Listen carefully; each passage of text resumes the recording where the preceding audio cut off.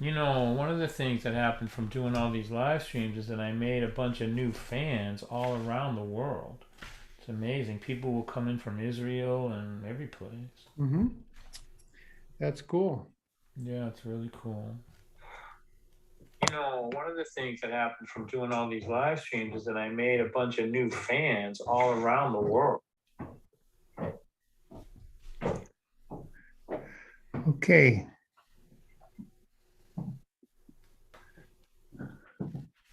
We are on on YouTube. Okay.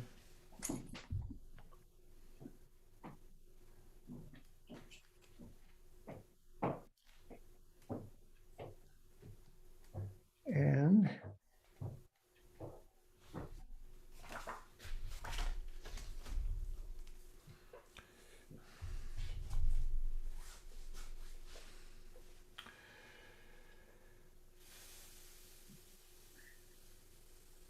people starting to come in the waiting room.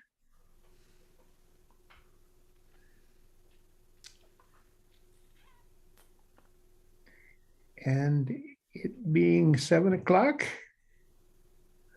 we will let them in All right. Open the and doors.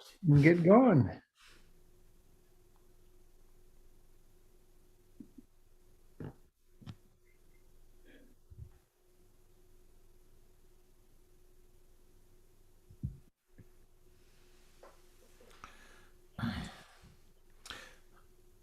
Are you letting them in?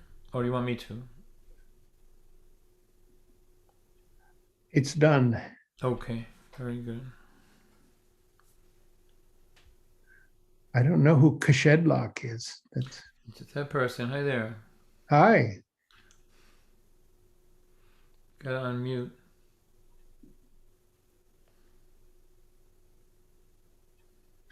I know Rit, all right. Oh yeah. Hello, everybody. Hello, everybody. Do you hear me? I hope you hear me. Roberta and Rit and Beth. What a treat. What a treat. You should all go to Community Church of Boston's YouTube channel and find Rit and Beth's own Friday concert that they did a few weeks ago. It was remarkably wonderful. It was Leviticusly Deuteronomous. Yeah. Hey, everybody. We're going to start. There's a few people on the Zoom and a few people on the YouTube. So we're going to light a candle.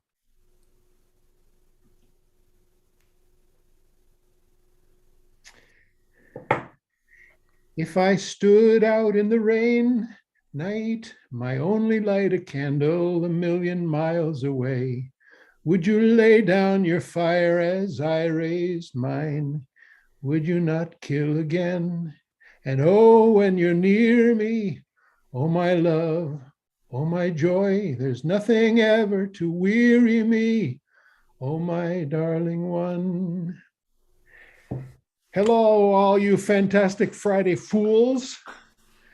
Welcome to our Fool's Day. It's either our highest of high holidays or our lowest of low holidays, but we are going to have a solemn ceremony here to commemorate and celebrate. Happy spring to all of you. Here it is. It's on Community Church of Boston's newsletter. We are adding one extra concert to our Winter Friday series that was so much fun and so much work. And we managed to get a whole bunch of money into the pockets of a whole bunch of performers. You should go to our Community Church of Boston official YouTube channel to see some of those concerts anytime you like.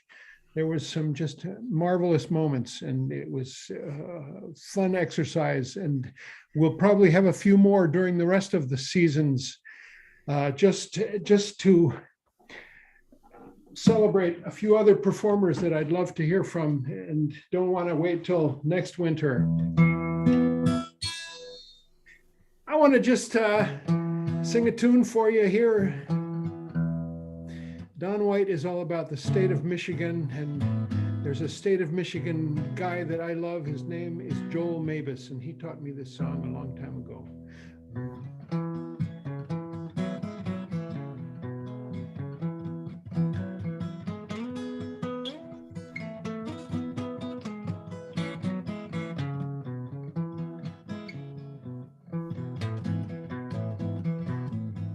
Though storms of life around me rage, I read my compass true.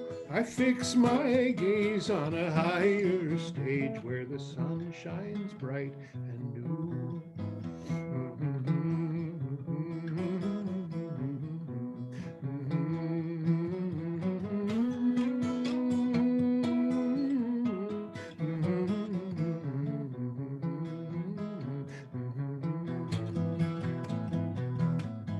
Consider the lilies of the field, neither reap nor do they sow. They stand revealed and locked unsealed for all the world to know.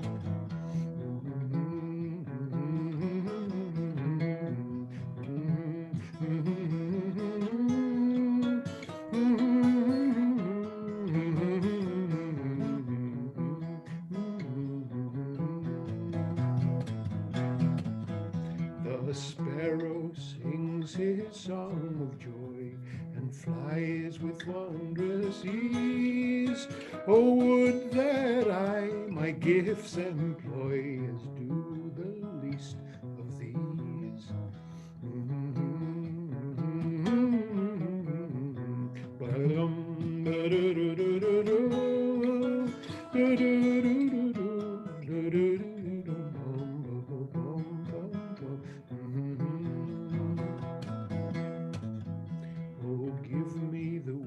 Of Noe's dove and send me on my quest. I'll fly above to the land of love and take my promised rest.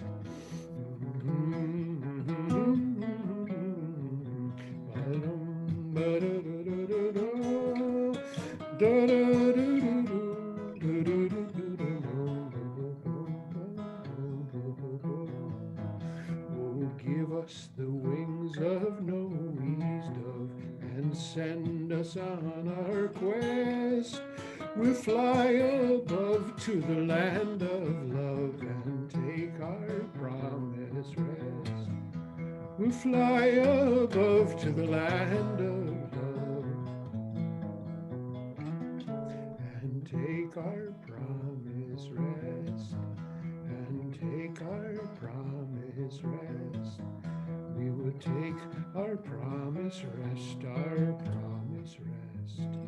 Ooh.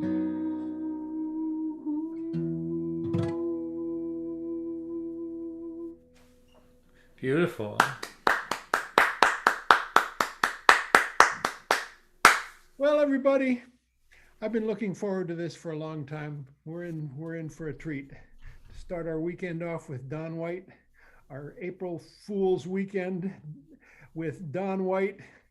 I've known Don for a long time, and I've loved what he does in every way.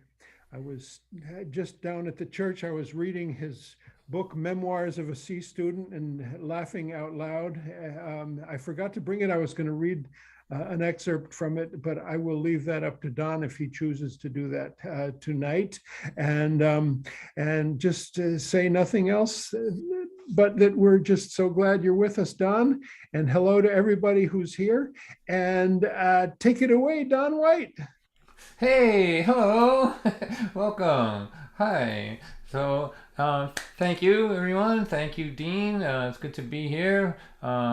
So can you spotlight me, Dean, if you don't mind? You're already spotlit. Okay, but I'm seeing you, I guess, but that's okay. All right, there we go. All right, thanks. So those of you that are on Zoom, it's nice to see you. It makes me feel like I'm not just performing to a screen. Hi there, Rit and Beth. You know, if you're in a relatively quiet place, go ahead and unmute, at least in between songs, so I can have some audio interaction. You know, Dean will watch out if it gets too noisy.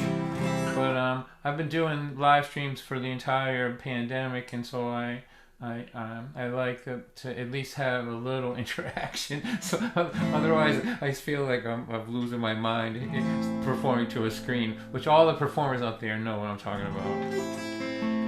Let me just play a couple songs here, and I just want to say something about Dean Stevens. He's one of the best people I've ever met in my life. He just dedicates his whole life to making things a little better every corner of the world. So I'm always delighted when he asked me to do anything for him. So here's a song that I wrote when my son was getting ready to go to college, and my wife was realizing that there wasn't going to be any buffer between us anymore. It was a very difficult moment for Mrs. White, and she's so happy that I travel around the country and share it with strangers, and also internationally here through the internet.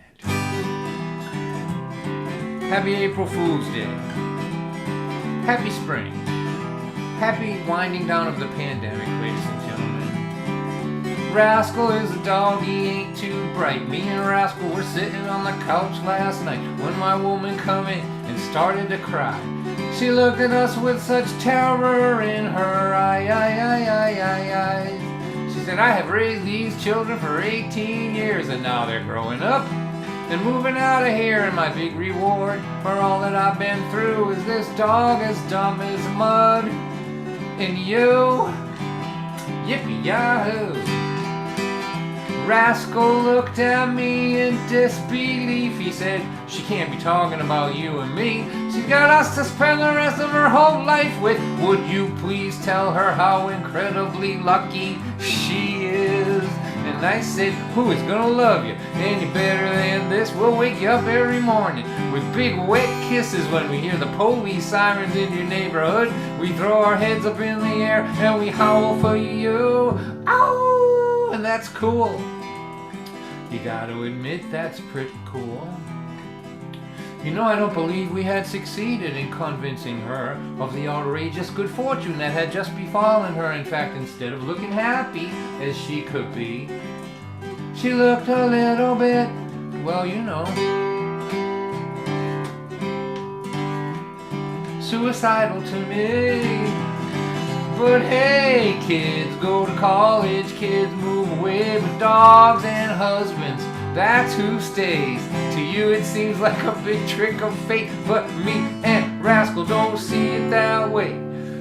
We're thinking, ain't we cuddly, ain't we cute? We're both real funny, both real true. There's another thing about us that's very cool. If you scratch us on our belly, our left leg moves. And you gotta admit that's cool. Ow! Ow!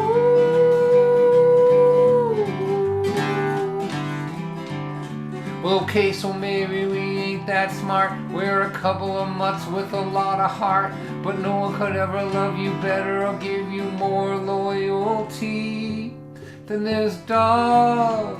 As dumb as mud. This dog is dumb as mud. This dog is dumb as mud. And me? How lucky can one girl be? She's got a dog like you and a man like me. We'll be together well into this next century. Put that knife down, baby.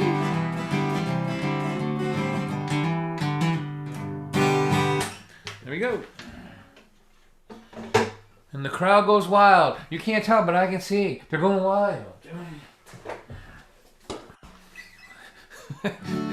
They're taking their clothes off. Come on now. Calm down out there. Alright, here's another one on the child rearing theme. I know a wife and a husband had a shiny little kid. When that kid turned 16, you won't believe what he did. Smoked a lot of marijuana. He snorted cocaine too. He told the parents he was gonna drop out of school. The father pounded on the table. The mother hollered and she screamed. They ran him down to the doctor. Doctor, what does this mean? put them all on Prozac. Right then and right there.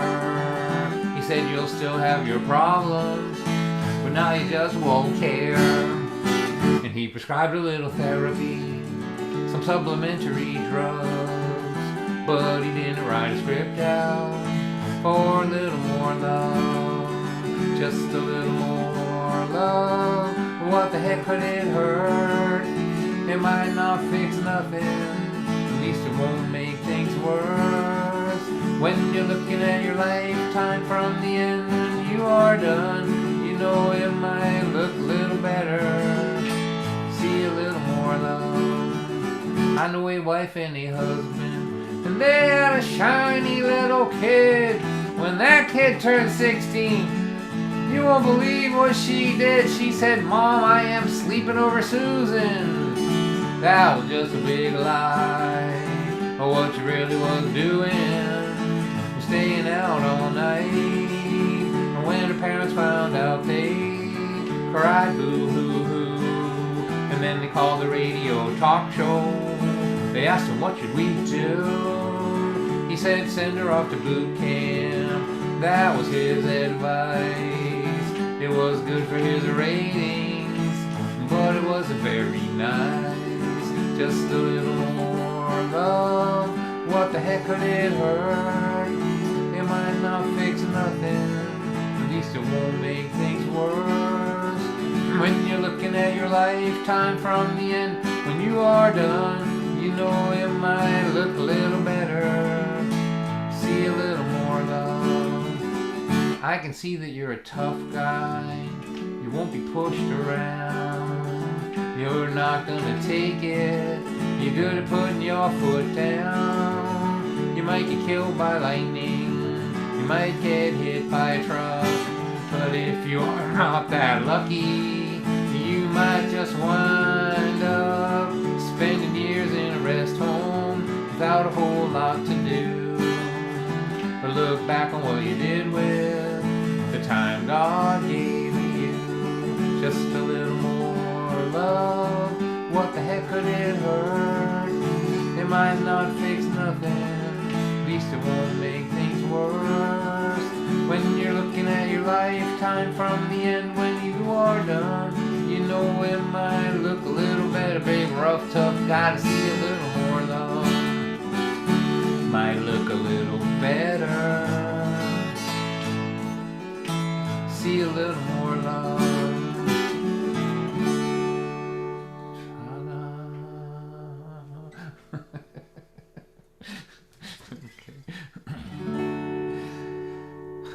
I went to California when I was young. I stood beside the highway, waved my thumb. I met a lot of maniacs, met a lot of bums. They were all really kind to me. Life is not like TV. People in Michigan say hello to people on the street that they don't even know. And drivers in Boston make a left-hand turn without turning their signal on.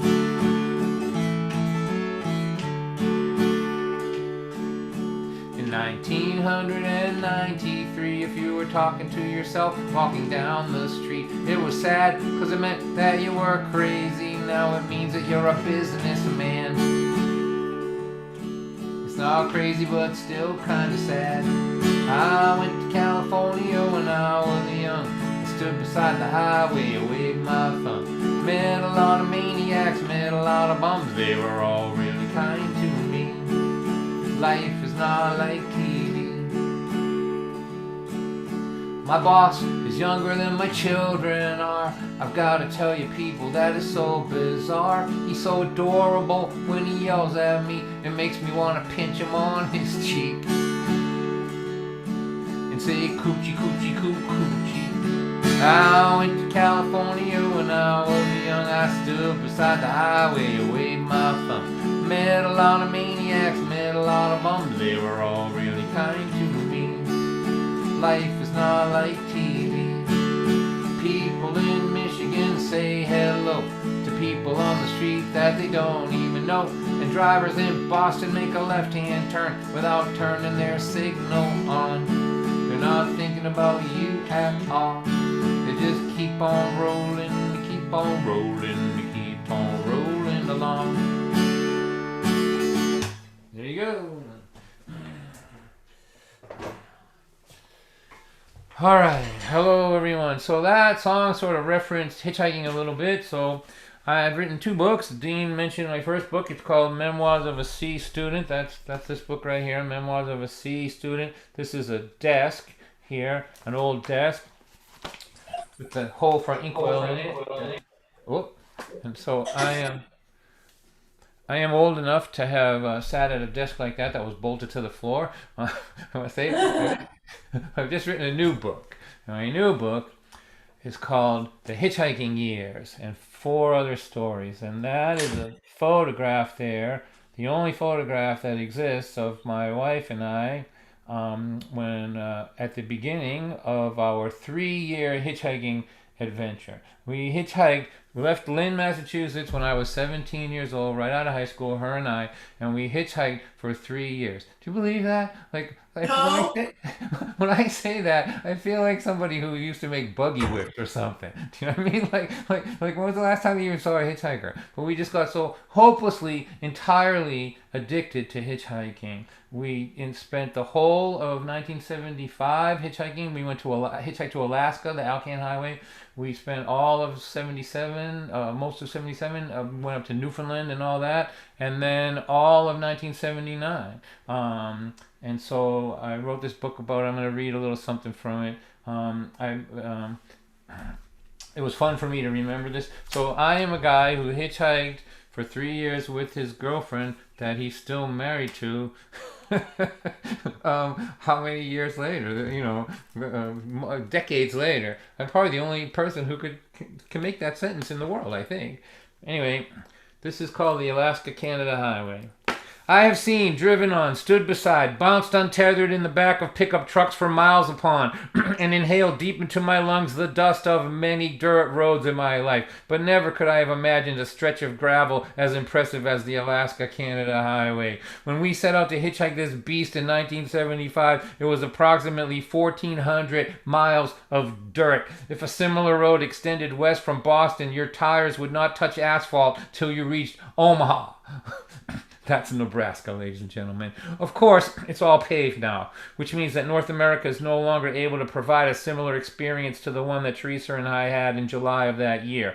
Not only was it unpaved, but being the only land route for supplies destined for Alaska, it attracted a very special breed of unhinged truck drivers who drove it at high speeds with an attitude that was just a smidgen beneath reckless abandon. The first time we were nearly blown off the side of the road and into the Yukon wilderness by a truck driving 70 miles per hour, pulling 3 fully loaded trailers on this epic stretch of gravel, we knew we were entering a world peopled with a tribe of humans we had not previously encountered. A second, impossible to ignore indication that our docket of new experiences would soon include a series of fresh entries were the road signs. The first one we leaned our backpacks against had taken at least 1 and possibly 2 shotgun blasts, permanently relinquishing its intended information to the realm of conjecture.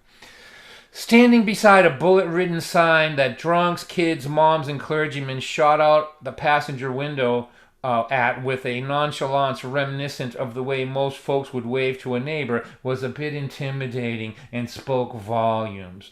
The sun never set when we were in northern British Columbia, Yukon, and Alaska. It exposed the vastness of the land in dramatic fashion. We would crest a mountain and see before us an expanse of wilderness extending to another mountain range on the horizon. It would take 12 hours of driving to crest that mountain, and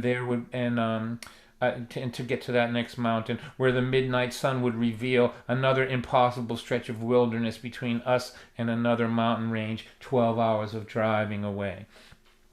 There is a sulfur hot spring along the Alcan Highway in northern British Columbia. Today there are wheelchair access, a campground, a playground, and a restaurant. To my recollection, when our driver pulled over and said he wanted us to experience something special, there was a wooden boardwalk built for walking over wet ground by the Army in 1942 and nothing else. We walked a short distance through the swamp and boreal forest. You could feel the heat before the path opened to reveal a pool of water with steam rising from it. A stream fed the area so you could get warmer or cooler by swimming toward or away from the hot spring. Sulfur, in case you don't know, smells like rotten eggs. In my life, I have had more than my share of rotten egg experiences. This would turn out to be my favorite. Teresa had told me that when she was a little girl, she loved the TV westerns and the stories about pioneers and wagon trains. Before she was old enough to know that she had been born a century too late, she was sure that when she grew up, she would be a pioneer woman. And here we were, two kids from Lynn, Massachusetts, holding our bodies against each other in a natural hot spring at the top of the world. Her long, wet, black hair touched the small of her back. Her crystal blue eyes windowed the joy in her heart. The smile on her face unveiled that little girl who always knew she was born to be a pioneer. This is one of my life's most treasured memories. Ta-da! All right, so that's an excerpt from my book. Hope you like that. I can see that by the waving of hands that you're either that you may be enjoying that. So my stuff is in the chat. My website is donwhite.net. Book's available there. I'll mail it from my house here and sign it for you if you're interested in that. Also CDs and stuff are there. Let me play some more songs. Dean, like an hour, is that the normal thing for this? Can you just let me know? Whatever you like Well, is good. Is good. I just poured myself a glass of wine. All right. And this incredible pasta dish that my lovely wife made. She didn't choose to be here. There was a Scrabble game that beat you out. So I'm all by myself, and I'm enjoying myself, and I don't care how long you want to go. As long as you go, will be happy to me. Okay, and well, I don't feel like taking a poll to see how long should Don play, because I think Don White himself should make that decision. I'll just play till I get fatigued. So I see Amy and Steve are here. There's people that come to my shows, my live stream. So hello, you guys. Amy and Steve. So, Amy and Steve, you guys know the sort of, you can unmute and applaud in between, stuff like that, just so you have a little audio interaction. If you do that for me, it would mean a lot to me. All right, so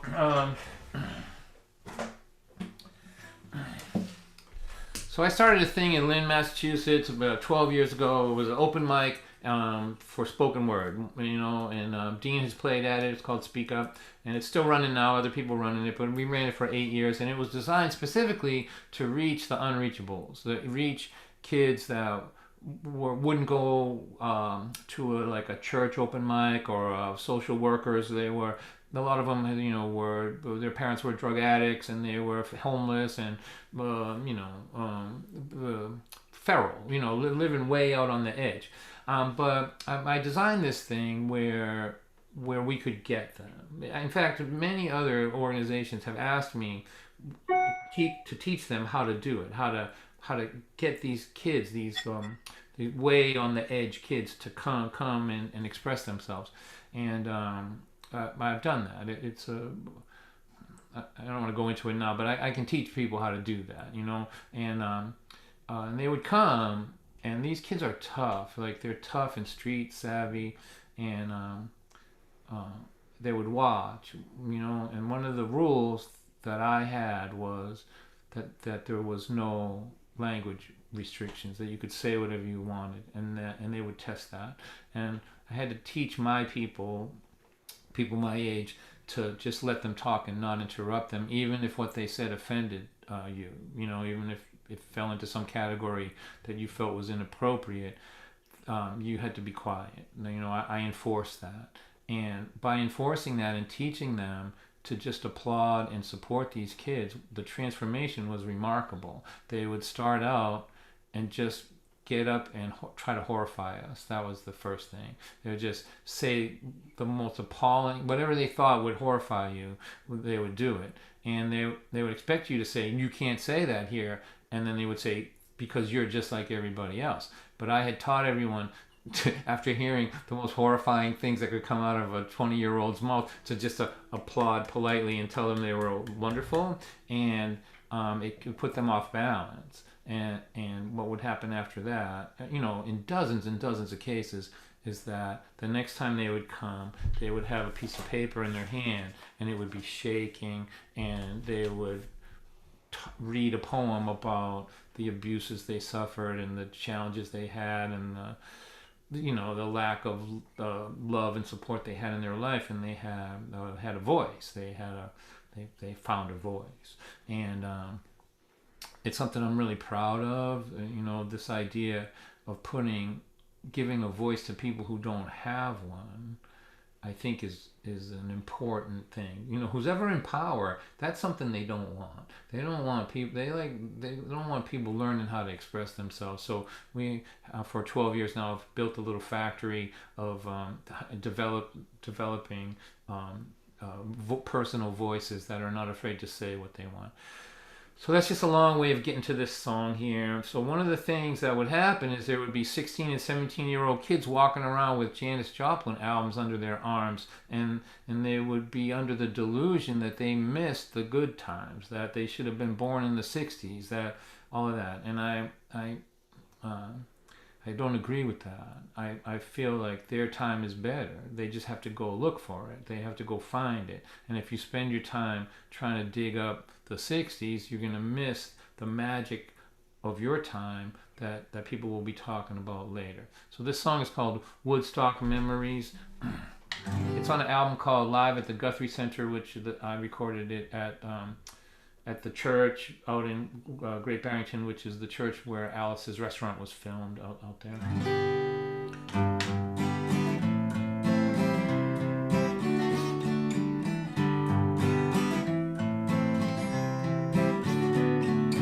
Jenny's grandma went to Woodstock back in 1969. She keeps her ticket stub and a chunk of mud at her house in a little shrine. She was always the girl in the hippie dress twirling at the shows by the Grateful Dead. If you ask her about it, man, you better sit down. Grandma will talk the ears right off your head. If you get her talking about the Grateful Dead, Summer of Love, or the Kool-Aid acid test, Jenny was always in her glory when she could hear the stories from her grandma's hippie friends about peace and love, taking care of one another, how great it all was back then.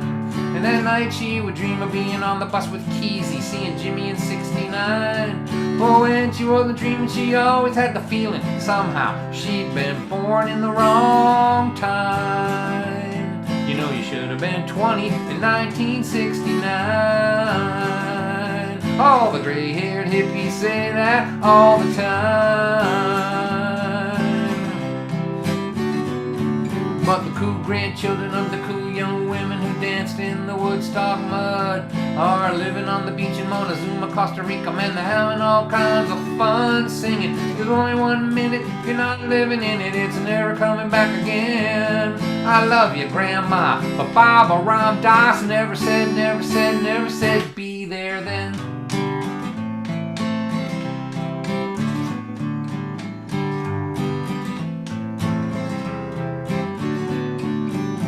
It's gonna take a big leap of faith if you really want to find your tribe.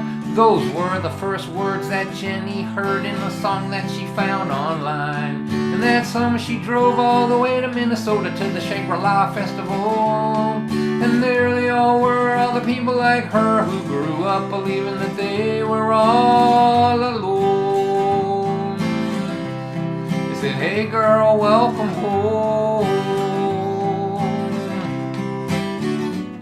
Because the cool grandchildren of the cool young women who danced in the Woodstock mud are driving down the road all the way to Minnesota, having all kinds of fun singing. Jimmy and Jerry are dead and buried and they're never coming back again. I love you, Grandma, but Baba Ram Dass never said, be there then.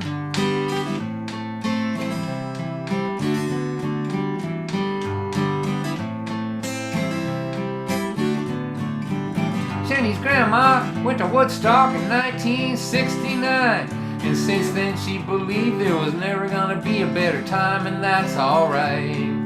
But if you don't take the big leap of faith and get out there and find your scene, it will pass you by while you are trying to find your grandma's long gone Woodstock memories.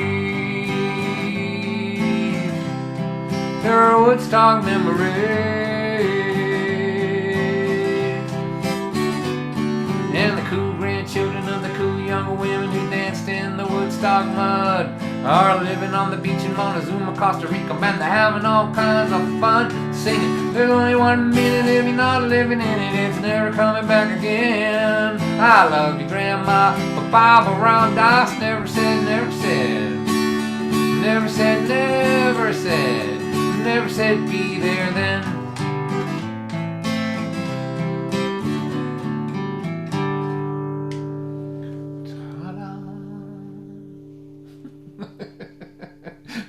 Peace, man. All right.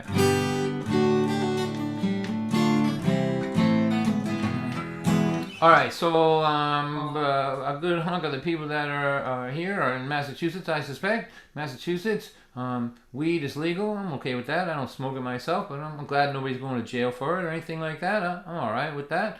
I think it's good, you know. But in Lynn, where I'm from, a couple of things have happened since. Like, remember when it used to be kind of quasi-legal, like when we had to get your doctor to lie for you. Remember that? Like, you know, Dawn has some glaucoma and early anxiety, and I'm gonna prescribe some sticky Hawaiian bud for his issues. So you had to do that and go get your stuff that way. But now you can just walk in and get it wherever you want. And like I said, I'm okay with that. I don't use it myself, but I'm really happy that nobody's going to jail for it. And if you got issues, whatever, you know, if you want to use it, go ahead. It's good. Go ahead. I have two things that I'm concerned about. One is you can't go anywhere in Lynn now and not smell weed. Nowhere. You can't, like, it's coming out of churches and kindergartens and police cars, and it's everywhere. Like, you know, you drive up to an intersection, there's 3 other cars, smoke pouring out of all the cars. You're like, go ahead. And they're like, no, man, you go ahead. And everybody just sits there with smoke everywhere. I don't even care about that. And then my two concerns are, one, for joggers. When people leave their house to go jogging through the city, and they huff and puff their way through the city, and by the time they come home, they're like eating a 10-pound bag of Doritos and, you know, a 10-pound bag of Doritos, and they're like binge watching sitcoms from the 70s and calling rehab. So, you know, I have a little concern for them, but I don't even care about that. My real concern is conversation. You know, I'm back on the road now. Like, this is probably gonna be the last live stream I'm gonna do for a while. I mean, I'm going to Kansas to perform, and out to Michigan and to Nevada, and I'm back out. And one of the things I love about performing is conversation. I love to hear what people from different lives than mine, who have lived a different life, I love to hear what they have to say. So I'm like a connoisseur of conversation. And the kind of conversation that I'm the most fond of, the kind that I love the most, is the kind where the person you're talking to can remember what you just said. I love that kind. I love that kind of conversation. And I'm afraid that now that this stuff is so prevalent, that those of us who love focused conversation, we're going to have to go underground. We're going to have to go underground. We're going to have speakeasies. We'll call them Speak Coherently Easies. So here's a song that's on, that's pretty new, but it's another one of my songs that's just that aggravates stoners, which, you know, an angry stoner, what does that look like? I'm not sure exactly. Here you go. I sat around with a bunch of stoners. I listened to them talk all night long. They were sure that their conversation was deep with meaning. They were wrong, 'cause when you smoke it, it makes you stupid. I thought you knew it, but I was wrong. We're not having a conversation. This is nothing nothing at all.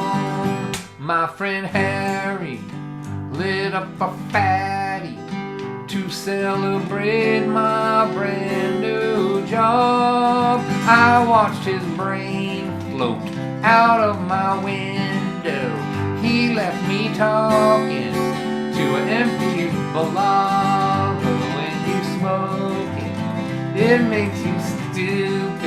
I thought you knew it, but I was wrong. We're not having a conversation. This is nothing, nothing at all. What if our whole life was just a dream, man? What if we're dreaming this right now? I forgot what I was just saying. Let's order pizza, pizza, wow. When you're smoking, it makes you stupid. I thought you knew it, but I was wrong. We're not having a conversation. This is nothing, nothing at all. It cures glaucoma, it cures insomnia. Some people say that it is a cancer cure, but it does not cure incoherent conversation. That for sure.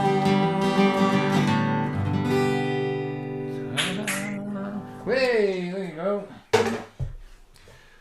All right, so let's see. My wife hates this song. That would have been good. Say it again. I wish I was high for that one. It would have been really good. I can see all this. Everybody's smoking in every square I'm looking at. It's good. Go for it. It's all good. it makes me sound better.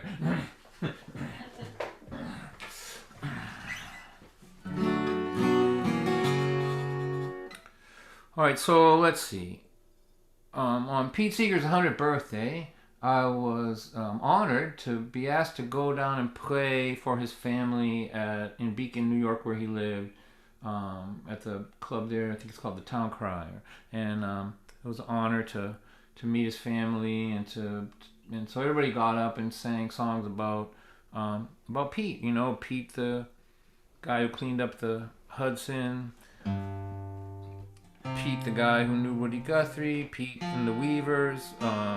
Pete, the children's performer. He was quite a good children's performer. But I always thought that Pete, the union organizer, the guy who fought for working people, was my favorite version of Pete Seeger, and I think it's the one that got him pulled before McCarthy, and it was that work that he did that threatened power, and so I got to play this song there, and I was thinking about Pete Seeger when I wrote this song. My dad was a union guy. I've been in several unions in my life. I don't understand why people don't like unions. I don't get it. We had the kind of life that we had because he got paid okay for the work that he did, and so this song has been covered by Tom Chapin was there, and his daughters. They're called the Chapin sisters, and they've been performing it out, and it's been quite an honor to hear them do it, and they do a beautiful job of it. It's called One Little Drop.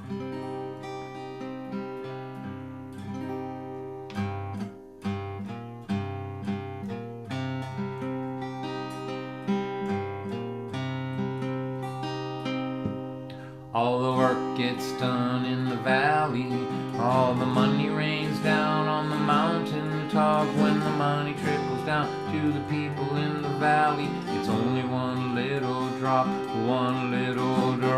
to feed the family, one little drop to pay the medical bill, one little drop to pay the mortgage to the banker who sold it to the man at the top of the hill.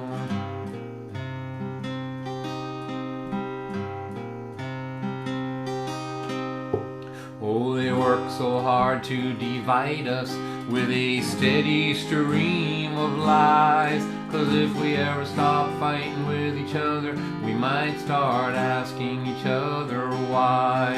If all the work gets done in the valley, why does all the money rain down on the mountain top? When the money trickles down to the people in the valley, why is it just a little drop? One little drop to feed the family, one little drop to pay the medical bill, one little drop to pay the mortgage to the banker who sold it to the man at the top of the hill.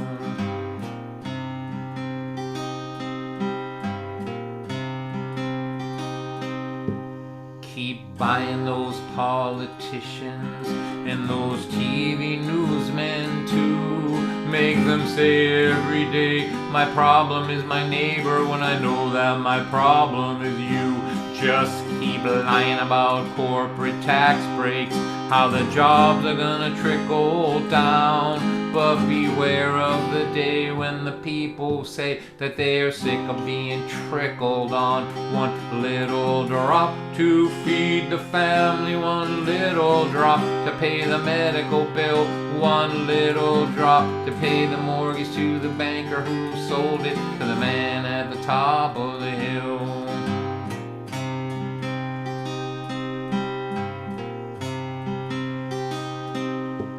Enjoy your view of the valley from that house on top of the hill. Right now the giant is sleeping, that doesn't mean that it always will. 'Cause when the sleeping giant starts moving, it is impossible to stop. You know every flood that ever washed a city away started with a little drop. One little drop will start an ocean, one little drop will start the rain, one little drop will start the flood that's coming to wash the gilded city away. If all of the work gets done in the valley, why does all the money rain down on the mountain top? When the money trickles down to the people in the valley, why is it just a little drop?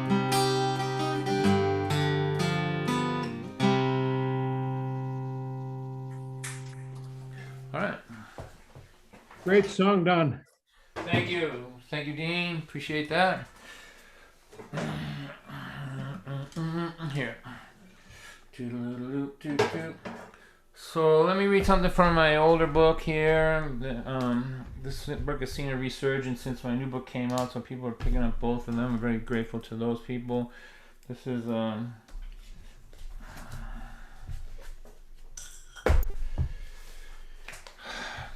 for those of you that are doing battle with teenagers out there. I mean, raising them, not actually going to battle with them, because they would win that battle. They're tougher and younger and stronger. My children make fun of me. They make fun of their mother too. There's nothing we can do about it. Many years ago, we created these people through a mysterious biological process that bestowed upon them, among other things, our own unique wit and irreverence. Now, in an impressive example of accelerated evolution, they have taken our wit and irreverence to levels we never dreamed possible. They'll be dancing in a group with their friends at a party, and my son will suddenly yell out, "Everybody dance like a mom!" And then instantly all the teenagers on the dance floor begin to perform their own individualized versions of the twirling hippie chick on acid at the Grateful Dead concert.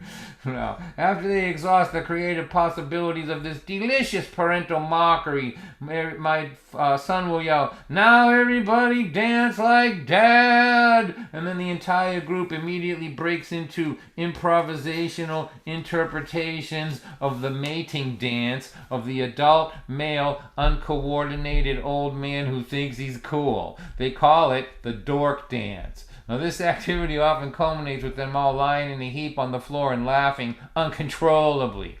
In addition to having become a great source of comic relief with these young people, I have lost my ability to hold my own in repartee as well. For instance, my daughter recently told me that I needed a haircut. I replied that I had every intention of growing my hair down to my ass. She told me that I was having a midlife crisis. I told her if I was having a midlife crisis, I would have a new Corvette.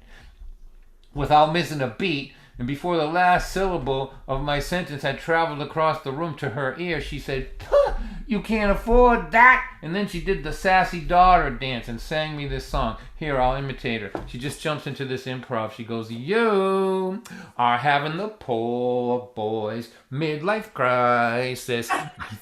I think it's funny. Ha ha ha ha ha." And then she danced out the door laughing. And I stood in the kitchen like Sonny Liston after the first round of his second fight with Cassius Clay. I was just looking around wondering what hit me and mumbling to myself that I used to be invincible around here. Now, there are many humbling moments in this business of child rearing. Perhaps the most impressive is when you realize that your own unique brand of obnoxious behavior has been processed and refined through the life experiences of your offspring, only to reappear in the form of a much more deadly strain, capable of conquering the world, beginning, of course, with you. There is nothing in a person's life that says it's time to pass the baton more clearly than getting your big behind kicked by a younger, smarter, stronger, cuter version of yourself. Ta-da! There you go. All right.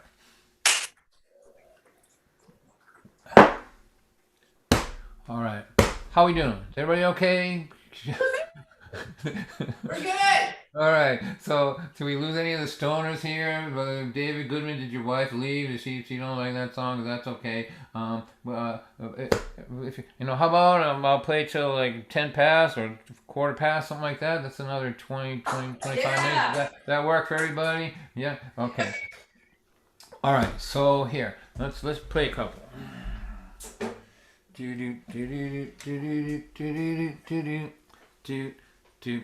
So, hanging around with all those young people through Speak Up and all that, one of the things that they would ask me all the time with terror in their eyes was, how do I know at 18 that the person I'm dating is going to be the person I'll be with for the rest of my life? You, Don, you've been with your wife 43 years, you hitchhiked, you're still together, you seem to be getting along okay. How do I know that?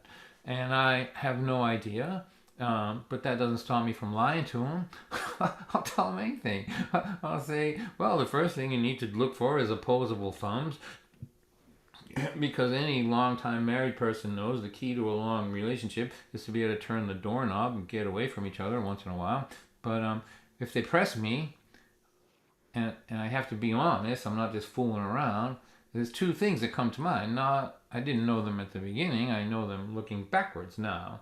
One is, are they good under pressure? When you're trying to size somebody up for the long run, are they good under pressure? When the pressure comes, do they respond in a way that's helpful? If not, man, when you look at a 50-year marriage, there's a lot of times when you really want that other person to be strong under a difficult situation. That'd be one thing to look for. And the other thing would be, do they make you laugh? You can't put a price on humor in a relationship, I don't think. And my wife grew up in the projects in Lynn. She's a McDermott. She's Irish, Boston project funny, which is like superior funny. It's wise guy funny. It's tough funny. And she makes me laugh all the time. Still now. And I'm, you wouldn't know it by this show, but I'm pretty much in the comedy business, really. And I know a little bit about laughter. And so, I would say that. So here's a song called Sassy Brat, and it sort of will show a little bit of her comedy style, I guess, or the kind of humor that keeps me guessing, keeps me on my toes. In the 18, 20, 30, 43 years that we have been wed, I've Wondered if you ever heard a word I said. Till I said, pass that remote control over here. And you told me to blow it out my ear. I love you, you're a sassy brat. You make me mad and you make me laugh. God, please don't cut our time in half. Let me grow old with my sassy brat.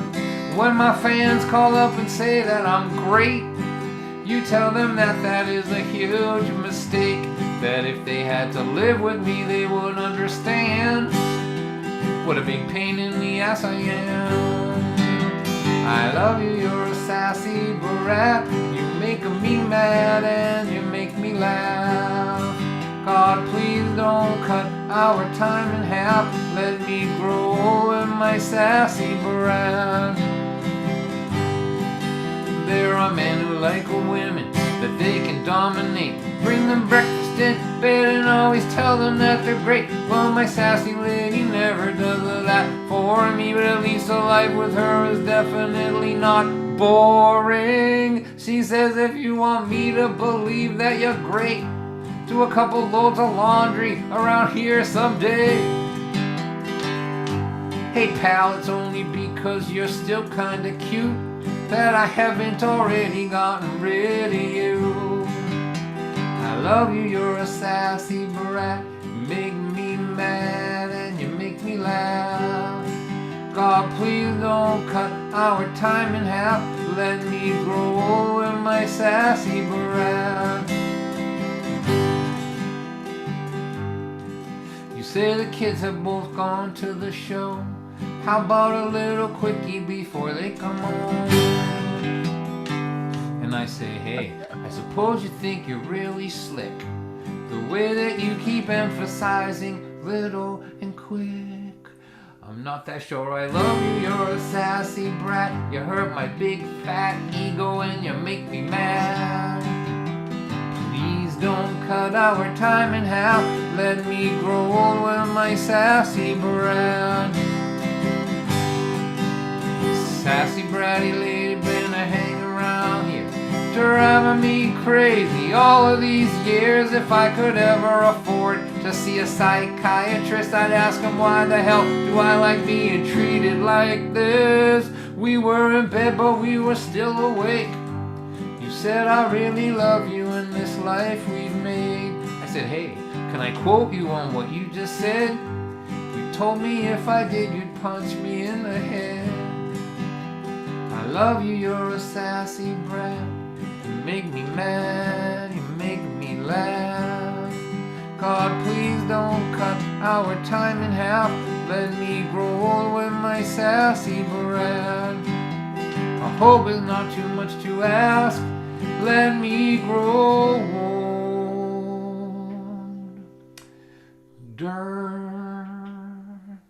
with my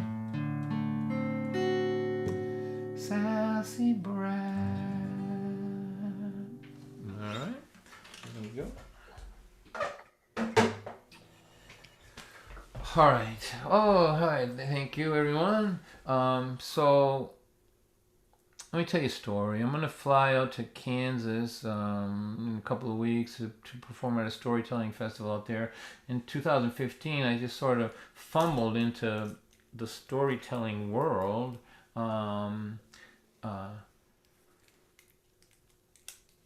I didn't know that there was a whole network of storytelling festivals, and I went to I got to perform in Jonesboro at the National Storytelling Festival, and it really changed my life a lot. I mean, it just opened my world up to, so now I'm doing this with some regularity, and so I'm going up to Kansas, so I want to practice this story. So when we came off the road hitchhiking, we moved to Maine. I moved to Maine because I wanted to become famous.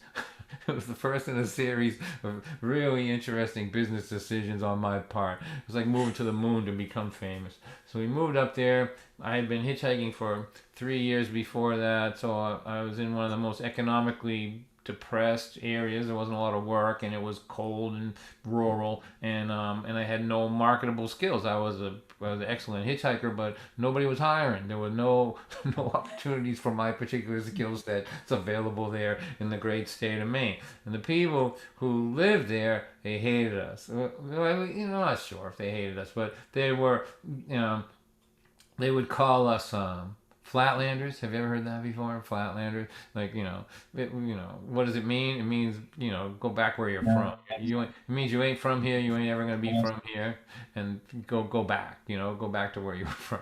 And the guy that lived across the street from us, his name was Wilbur. He gave us that Flatlander stuff all the time. They had like a pool. Who's got January 15th for the date that these hippies freeze to death in that house over there, like that. We were like entertainment for them. But he was also kind to us. This is something that we've noticed in some places that we were, where people didn't like us, but they were nice to us anyway, And so he was kind of like that. He helped us get water over to the house. He ran a hose from his well through the culvert so we could have running water. So we lived in a house with no running water and a 2-seater outhouse, which, my parents have had many reasons to be disappointed in my decision making over the years, but the 2-seater outhouse was a bridge too far for them.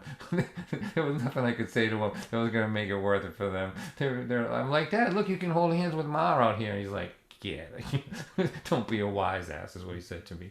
So the Wilbur, my son was born in that house. He was born in a house with no running water and a 2-seater outhouse in a barn, an attached barn, right? And when he was born, we brought him over to Wilbur, who just loved to call us Flatlanders and all that. And we said, Wilbur, this kid was born in that house right there. You can call us Flatlanders all you want.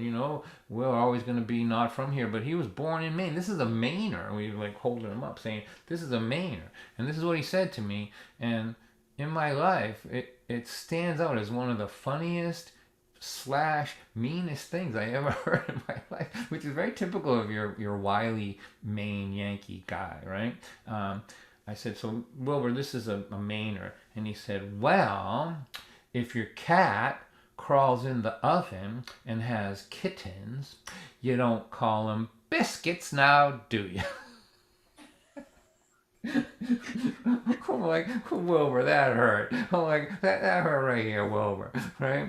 And so what I really want to tell you about is the job that I got there. I finally got a job for the minimum wage in a nursing home. He said I have a car, I would hitchhike in the snow down Route 220 to Waldoboro and work in this nursing home. And I was 20 years old. I had a baby, no marketable skills. I was making minimum wage, less money that it took to pay the rent in a house that cost $75 a month. You know what I mean? Like I couldn't keep up with my bills, and the bills were nothing, hardly, right? So every morning when I woke up, my heart, as soon as I opened my eyes, my heart would race with the fear, the trepidation of what the future held for me, and how would I ever be able to support this kid and this family. And there was a kind of fear that was like in my bones, and my heart would not stop racing with fear of the future until I went to sleep at night, every day, right? And so I got this job at the nursing home, and it turned out to be one of the most important things that ever happened to me, because I was trying to figure out what kind of man I was going to be, and I was stepping into my adult life, and I was surrounded by 100 people whose stories were ending. They were on the last page of their book, and I was absorbing it, everything. If you live this kind of a life, this is what it looks like at the end. If you live this kind of a life, this is what it looks like at the end. And I was absorbing all this as I was standing on the precipice of adulthood, right? In one corner of the building was a man named Mr. Bishop. He, to this day, is the saddest person I've ever met. Think about it. I'm 65 years old. Think about how many sad people I've met in my life. Think about how many I met today, really. I mean, lots of them. He is number one, the saddest person. And the reason he was that person, he's like Shakespearean sad to me, like Macbeth sad. And the reason is interesting. He wasn't a murderer. He wasn't a burglar. He didn't do anything that would have got him in jail or anything in his life. He just wasn't kind. He wasn't a kind person. He was he went to work, he yelled at his wife, he yelled at his kids, he had a few beers, he went hunting, he pushed people out of the way to get the job he wanted at work. He was that guy, right? Not a killer, not a, just not kind, right? But he was smart enough to know at the last moment, when he was only going from the bed to the ground, that he didn't do any, didn't have any memories that he could hold in his hands that would give him peace. He wasn't kind. There were no kindnesses there for him to look at. Whatever he thought it was about, it wasn't about that, and he was smart enough to know it, and that made him Macbeth tragic, Shakespearean tragic. There was a cloud over his room that was dark, and I hated going in there. It was the saddest place I'd ever been. His realization of the situation, of what he did with his time allotment, and that it was too late. I think he would have given me his whole life savings if I could have sent him backwards for 2 months just to spread "I love yous" around and "let me help yous" around so we could hold them at the end. But it was too late for him, and I couldn't get out of that room fast enough.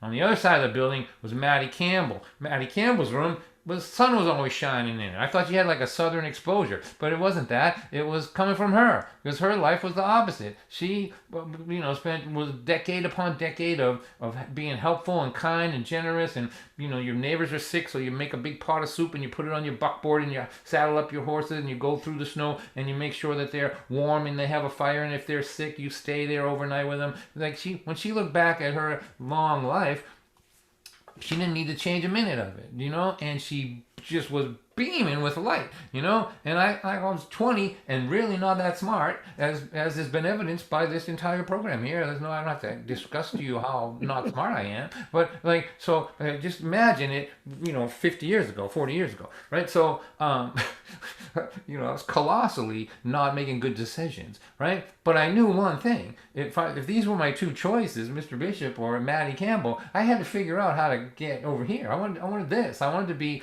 beaming at the end, not underneath this tragic cloud. And so Maddie Campbell adopted me. She adopted me.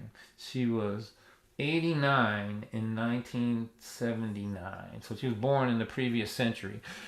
And her life was just amazing. And she adopted me. I would get my work done and sit beside her, and she would teach me lessons from a life that, like, it would be hard to find somebody as wise as her now, but somebody who acquired their wisdom in rural Maine in 1910, 20, like that, you just cannot find that now. And so it was a unique, special kind of wisdom, and she would just dole it out to me little by little. And I would argue with her, and she would say, "Are you sure you're being honest with yourself?" And I would muster some small reply, and she would just close her eyes and go, "I'm tired, come back tomorrow, think that over," but I loved her. I just loved her. She was like my best friend. So I'm a 20-year-old, like, we're, in geometry, how two lines cross like this on their way to different ends of eternity or different ends of infinity. That's what we were. Like I was stepping into adulthood, and she was stepping out of this long, beautiful life, and we were just crossing at this moment. And she had no visitors or anything, no family. It was just me. And I would bring my guitar and sing songs to her, and she was funny. Like, I would have loved her if she wasn't funny, but the fact that she was funny, like, put the cherry on top of it for me. One time I went in, she handed me a piece of paper. She goes, "Here, take this." I go, "What is it?" She goes, "It's my epitaph." I opened it up, and it said, "Here lies Maddie. She had 1,000,000 ills. It wasn't those that killed her. It was the 500,000 pills." I just couldn't have possibly loved her any more than I did. And so before I wrap this up and get to the point, this thing will have a point, actually. I'll give you an example of how she mentored me. It was like a delicate style. One day I was complaining that I had to borrow money from my parents. And I was like, "Maddie, I know they'll give me the money. It's $400. I have to pay my rent. I know they'll give it to me. I know it's not a problem, but I am so sick of having to ask people for help. I just can't stand this anymore." And she said, "It's your responsibility to let the people who love you help you." And I said, "No, it is not my responsibility to do that." And she said, "How do you feel when somebody you love is in trouble and you can help them?" I go, "That's different." She goes, "Do you like that feeling?" I go, "Yes." She goes, "Do you love it?" I go, "Yes, I love that feeling when I can help somebody who's in trouble." She goes, "Why would you deny the people who love you this feeling that you just said you love so much?" And I was 20 years old. I'm telling you, like I felt something pop in my head, like a synapse was being born to accommodate a piece of information that I promise you I wouldn't have come about on my own for another 50 years probably, right? And she just spoon fed me this wisdom gently like that, and little by little over time, the racing in my heart started to slow down just a little bit, become more manageable, and I began to believe that even somebody like me might be able to become a man that he could be proud of, have a life that he could be proud of. And then Maddie Campbell died, and I was heartbroken, like wrecked. Like, like I knew I'd have to put on my big boy pants now. Nobody was gonna like wave me off and tell me to think about it anymore. I had to figure this stuff out for myself. And that night I had a dream. And in the dream, Maddie was in the dream, and I walked up to her, and she had her hands cupped like this. So when I got close to her, she opened them up, and inside of her hands were thousands of sparkling diamonds. And I knew it. I knew it in the dream. I knew it at 20. I knew exactly what was happening. Every minute, every moment in your life where you do something kind, not because you want something back, but because it's the right thing to do. Every moment in your life where you do the generous thing just because it's the right thing to do, those moments get compressed into diamonds. And her last gift to me in this dream was to show me the thousands and thousands of sparkling moments of a life well lived. Not so I could see how many there were, but so that I could see the look of peace on her face at the end of her life as she gazed upon them. It was a tremendous gift to see that and know, and I knew that's what I wanted. And then she called me over in this dream and said something in my ear, which I've thought about all my life. And I'm going to say it to you here. I'm going to let her speak to me. She would be 130 years old now, so you'd have no way of knowing her. And so I think one way to tribute her, to show respect, is to let her speak through me, So this is what she said to me. In the end, the person with the most diamonds wins. Ta-da! All right, that's my story. Beautiful story, Don. Thank you. And thank you. So, like, what he just did, like, unmute and say something to me, it means more to me than you can realize. It's very awkward to perform to no sound, just saying. So, thank you for doing that, Dean. You made us smile, Don. We love you so much. Thank you. Now we're talking. Now I'm going to play for another hour. Just great stuff, Don. Just wonderful stuff. Thank you. All right. So in your respective chats is my Venmo and my PayPal. This is free. If you don't have any money, I'm okay. Don't worry about it. But if you can throw me a few bucks, I'll think about you when I'm at Market Basket tomorrow. I will speak your name to the cream corn tomorrow when I buy it. I'll say this: you are coming to my home on behalf of so and so from there. Also, if you're interested in my books or my CDs, I have 10 CDs, but I'm not reprinting them. So at this point now, there's only three left. Not 3 copies, but 3 different CDs. And when they're gone, they're gone. And people don't buy them. So if you still have a CD player and all that, go to my website. I think they're like $5 a piece. It's like, you could use them as placeholders now. I mean, they're cheaper than going to Christmas tree shop and buying a placeholder. So thanks for that. Let me play. I'll play 2 more songs. I think, is that okay, Dean? Only 2? Let's go with 2 and see how we're doing. All right. I want to play this. How about you and tell us another story? All right. Daddy, tell me a story, Daddy. All right, I will tuck you in here on Zoom. I want to play this for you. This is a pretty new song, maybe the newest one. I'm only good for a song a year, but I've always wanted to write this song. Always. The way I write is not, I don't just look for muse. Usually I learn something and then I try to write about it after I understand it, like a year later, after something I didn't understand happened to me. Now I understand it, and I write from there. So this is for everybody who grew up in a home where the people who raised you, for whatever reason, were not able to show you the generosity of spirit that you deserved. This is, again, about kindness, I guess, right?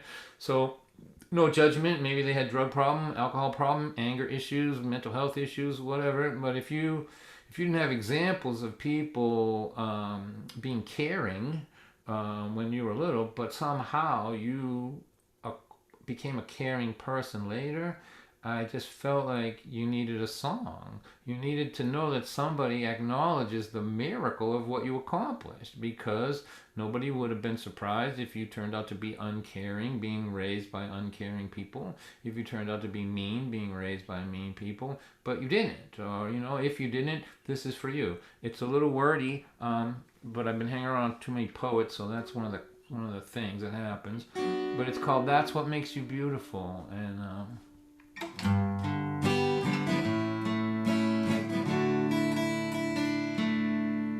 you were taught by your world that empathy and kindness were the kind of things that made a person weak.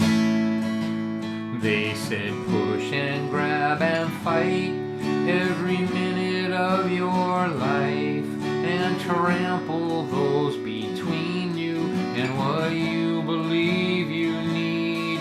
But from the moment you were born, in your heart there was a song you could hear through all those years of fear and insecurity, singing cruelty is always weak, but love and empathy are strong enough to break the chains of selfishness and greed.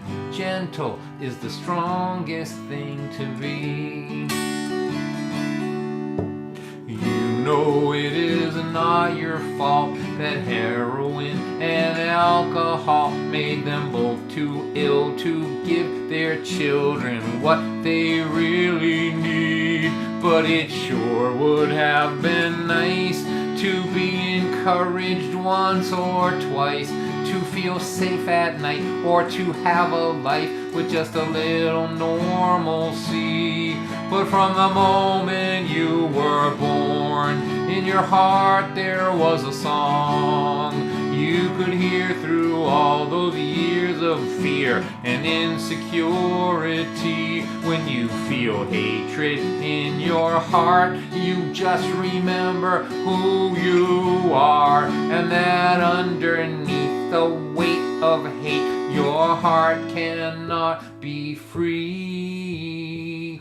Forgiving is the stronger thing to be. It's not the color of your eyes, it's not your hypnotizing smile, it's not any of the many things that everyone can see. It's the way you always knew what they told you wasn't true. It's how you made yourself the person that they taught you not to be. That's what makes you beautiful to me. A young man's eyes see beauty in what is on the surface, not within. He will walk past what is beautiful to be near the thing that shines. But these old man's eyes see beauty in the story, in the journey they have seen. So too much to be fooled by what attracts a young man's eyes. From the moment you were born, in your heart there was a song you could hear through all those years of fear and insecurity. There was nothing that this world could do to crush the love inside of you. Under neglect, abuse, and selfishness, you were caring, kind, and generous. It is the lonely road that brought you here. It's how all alone you persevered. It's the defiance and tenacity of your heart song of humanity. That's what makes you beautiful. That's what makes you beautiful.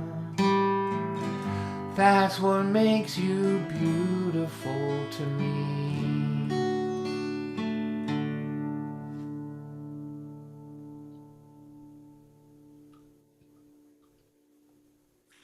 Wonderful. Thank you. Thanks, Don. Thank you. Oh, yeah. Thanks, everybody. So I appreciate this community a great deal. Dean's community of friends is really very special and very unique, and everyone that's involved in the church and the long history that they have of fighting for what is right and all that. So Dean could ask me anything, and if it was possible for me to do it, I would do it. So now I am going to wind this thing down, boys and I'll girls. take you up on that, Don. Yeah, I mean it. I'm busy, and all that. But if I can help you, I will. I believe in the way you walk in the world. I do. So I'm gonna read. He's a guy with a lot of. He's a guy with a lot of diamonds. With a lot of what? Say it once He's more, got David. a lot of diamonds. He has many diamonds. Dean is. Dean's collected a lot of diamonds. That's right, and he's still doing it. He's gonna have to carry them like this in the end. All right, so I'm gonna read a story from my new book, a short piece, and then I'll sing one more song, and then that'll do it. Thank you for being nice to me, for showing up. So here, this is, again, if you weren't here earlier, my new book is called The Hitchhiking Years. My wife and I hitchhiked for 3 years in the 70s. We got hopelessly addicted to freedom. That's a picture of us in Texas in 1975, and we just lived that way until till baby started coming. we were gonna go to Guatemala, but all of a sudden somebody was having morning sickness in the morning, and we thought maybe we shouldn't continue down to Central America hitchhiking with no passport and no money. We didn't care. We just got used to the kindness of strangers. So I'm a human being now, living in a world where fear is a commodity, whose formative years were built on the kindness of strangers. 3 years of no cell phones, nobody to call, nobody to help me. Somebody had to be kind to us for 3 years, every single day of our life, and somebody always was. I mean, there was some crap, but I come from Lynn. It was nothing compared to what I grew up with, what I met out there on the side of the road. Mostly it was just like astounding generosity, one after another, and it taught us so much. We learned so much. Like it benefited us so much going forward. We've been married 43 years now, or something like that. I should know this, something like that. And just think of the struggles that you have, in all those times. And whenever things got really bad, we just went back to when we were standing on the side of the road. And what would we do? We would step back and wait and have some faith. Let's see how this plays out. Don't panic early in the process. Let it play out. And it just benefited us so much. So this chapter, this little piece I'm going to read, it's just a couple pages.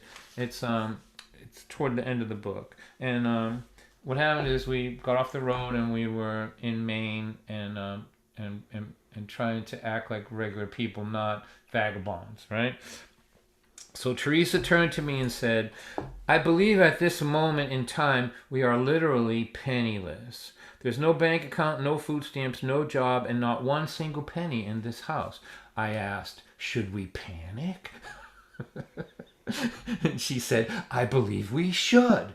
I think it's what normal people would do in this situation.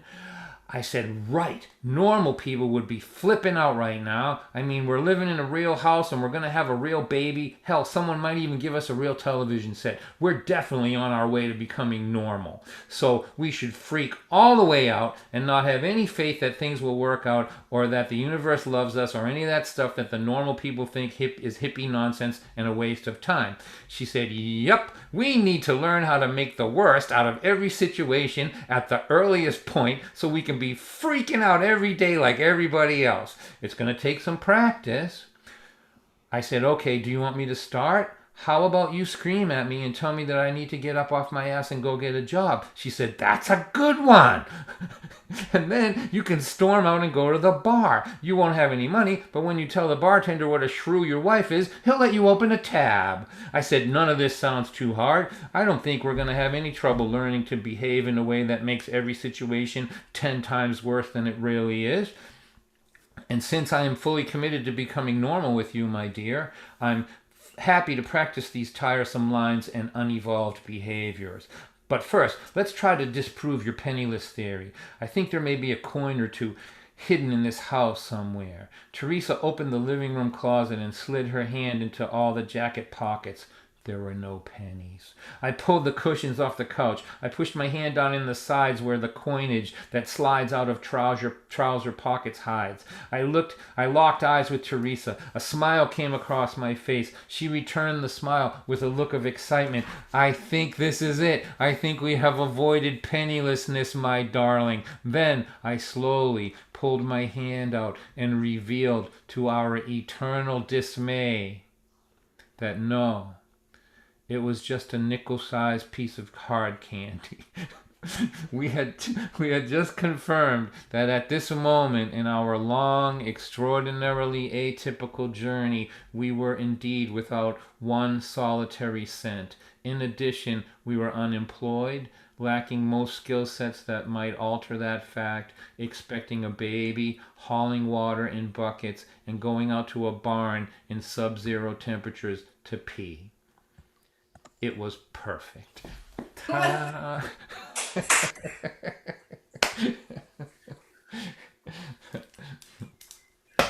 All right. So, Were you if in you want, Waldeboro? pardon me. Were you in Waldeboro? Where were you? That was in Cooper's Mills, just down Route 220 from Waldeboro. We got married in Waldeboro in 1978, and then took off for another year, and then we came back. We lived at Stickney's Corner, right behind the. You were just there the other day. You know the store that's there on the corner, right there, right at Route 220 and Route 17. It's so fascinating. I think it's still there. Must still be. They wanted a liquor license, so they came up for a vote in the town, and they threw a all-you-can-drink party before the vote for the townspeople. They won in a landslide. They won in a landslide. There wasn't one no vote in the whole town, I don't think. So that's where he lived. Yeah. Okay. So I'm gonna leave you with this. And so DonWhite.net for CDs and that, and the Venmo and all that business is in there. And thanks to Dean, and thanks to everyone at the church. So this is a song that I wrote before my son was born, which would have been 1979. 1979. I was thinking, and at the time, there's so many of them, it's hard to keep track of it, but Dean, you could verify this for me. I think the government was talking about sending soldiers to El Salvador at that time. I think it was El Salvador. But anyway, there was some talk about that. Then they didn't like what was going on someplace. They're just going to throw soldiers down there, and I knew I was going to have a son in a matter of months. And I wrote this song, which I haven't played in 25 years, but I've been playing it every day, since then, since just lately, because war is the elephant in the room, isn't it? Now, I mean, so this song is about me. I think if you have to fight, like I actually would be a good soldier. If somebody was coming down my street blowing up my kindergartens, I wouldn't have no trouble being in that war. Like, I'm not a pacifist to that level. But if given a choice, I always choose peace. Always, right? So you can be a hero by fighting. I don't deny that. But I wanted my son to know that if you fight for peace, that's not less of a hero. That's equal in my mind. That I wanted my opinion of the various ways that you could become a hero to be stood up against the sort of traditional way, the war hero way. And so I'll play this. I can hardly play it. It's in a key that I can't sing in anymore or anything. I wrote it when I was 20, I think. But I want to say this one thing, and this is what I've been saying to everybody. When I was young, the word peace meant something to me. It's kind of been hijacked. Like some percentage of the people in the world will use it as a way to mock hippies or whatever, but it's our word, and it's a beautiful word, and it means something. If you don't think it means anything, go take a look at Mariupol, or peace is an important word, and I think that we should take it back. It's our word. So I'm taking the word back, and I wish you all peace in your hearts, and peace in your communities, and peace in your life, and whatever type of hero that you choose to be, I will salute that. Whether you feel like you have to fight, I can understand that. But if you want to fight for common sense and peace, and the counterpoint to this philosophically untenable concept that that we win because there's less people dead on our side, like what? Like philosophically, that is the stupidest thing in the world, in my opinion. So anyway, this is called Fool's Wind, and peace, everybody. Peace. Take your word back. It's your word. It's a beautiful word, and there are people in the world right now who are aching for it.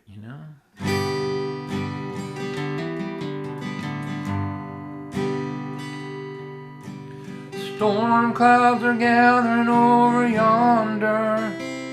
The way that they are heading is clear. A fool's wind is blowing from the capital, and I can feel it getting drafty here. They will tell you they can turn you from a child into a man. Kindness and love can do it better than a rifle can. And if you really want to be a hero, if you need a cause worth fighting for, try to tell the people that the truth is no one ever wins a war. Everybody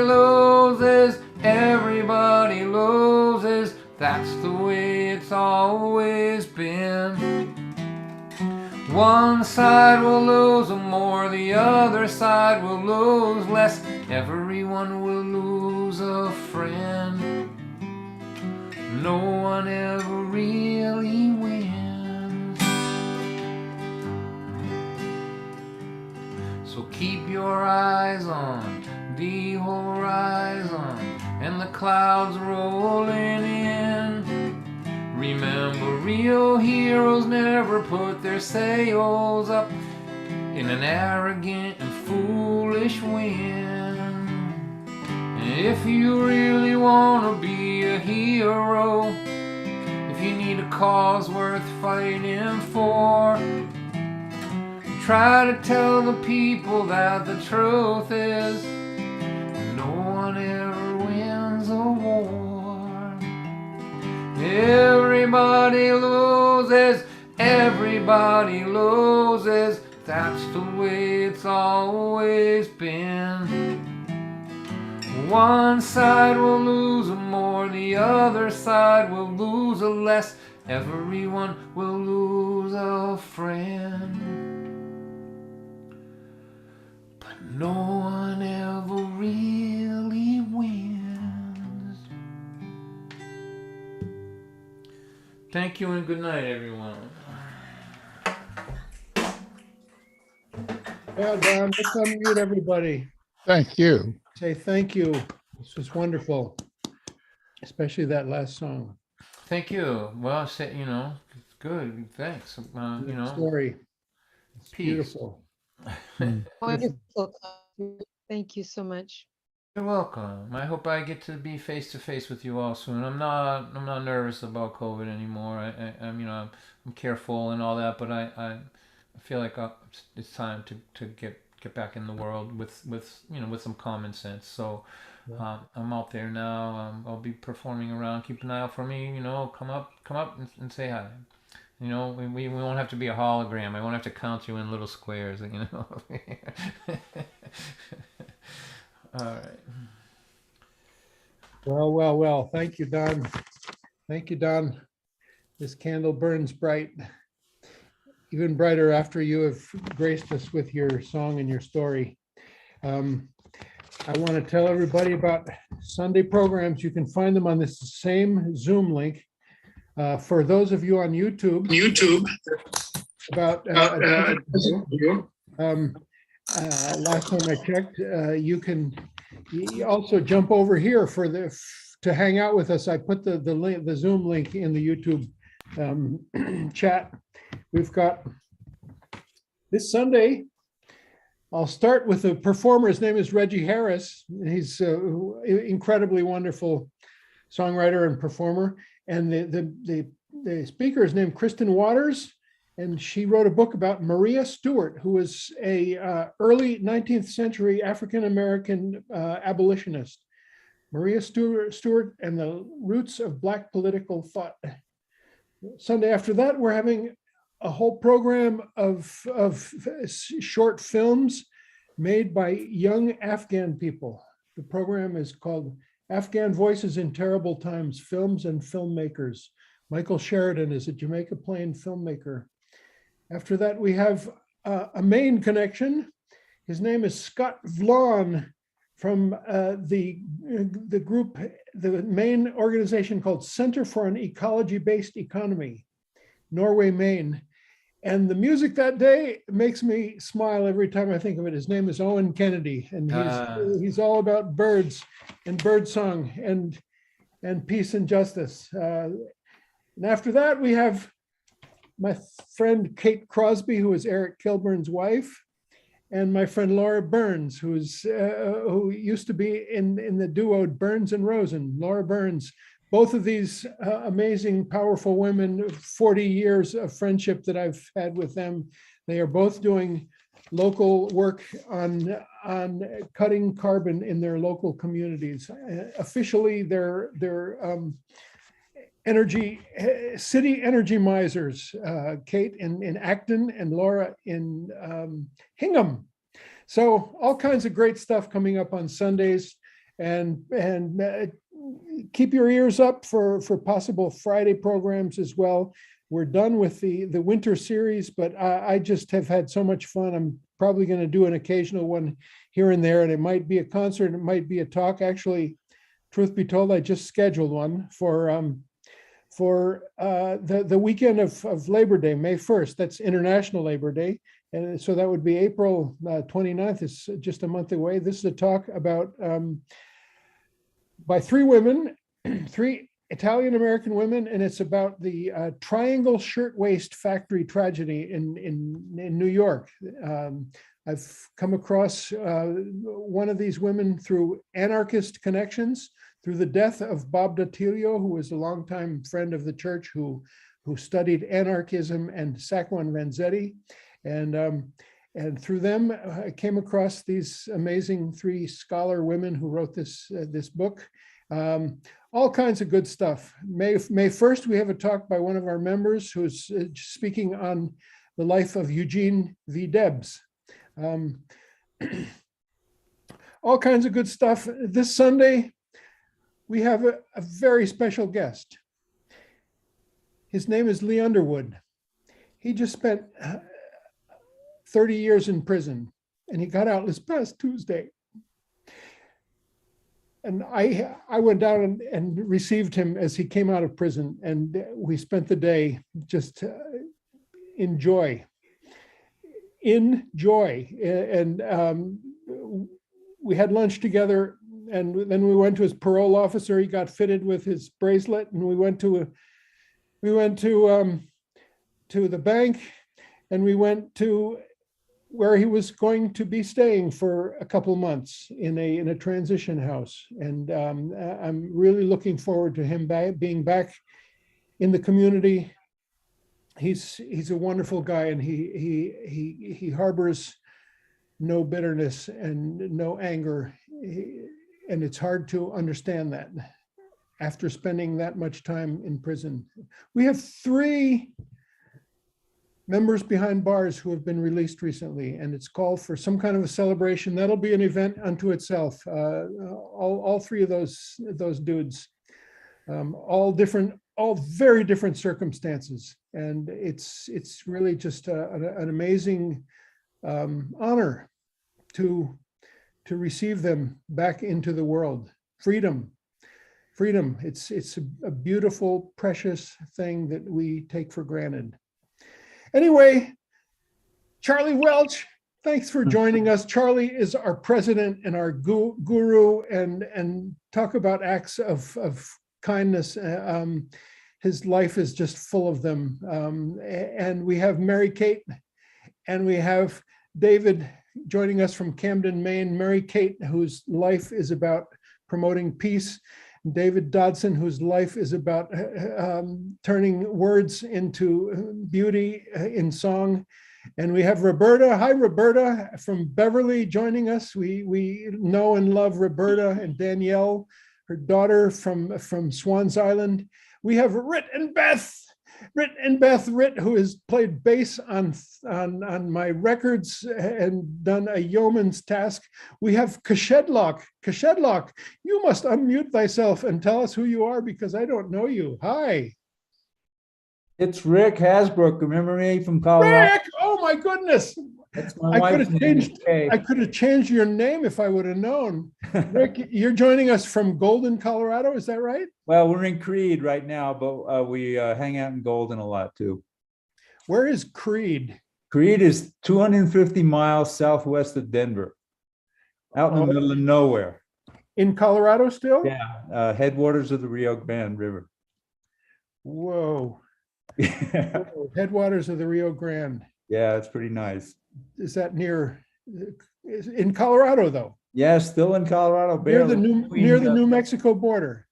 Yeah, close. Like there's the San Luis Valley on the east, and there's Lake City on the west. The mountain range in between, where the the Rio Grande River starts. Beautiful, beautiful country. I can hardly wait to get back there. Yeah, we could use Jennifer, more water. my wife, just retired. I'm getting deeper and deeper in community church, and she's getting deeper and deeper into goofing off, sleeping late, and knitting and reading books and making really good food every night. It's a pretty wonderful thing. Yeah. Hey, greetings to you both, Rick, and come back to Boston. Rick for years was a professional gardener, and he spent our winters in the summer down under in New Zealand and Australia and Tasmania, and then he would come and garden professionally here, and we met him that way, and he stayed with us. And then there's David Goodman. Hi, David. It's great to see you.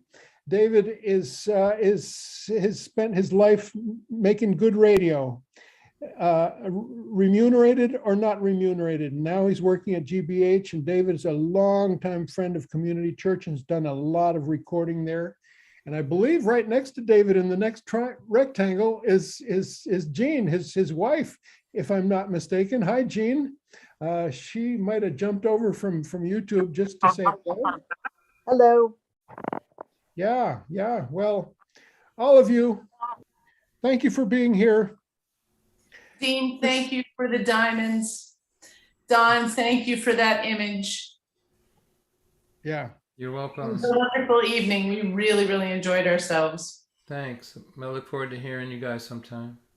Thank you.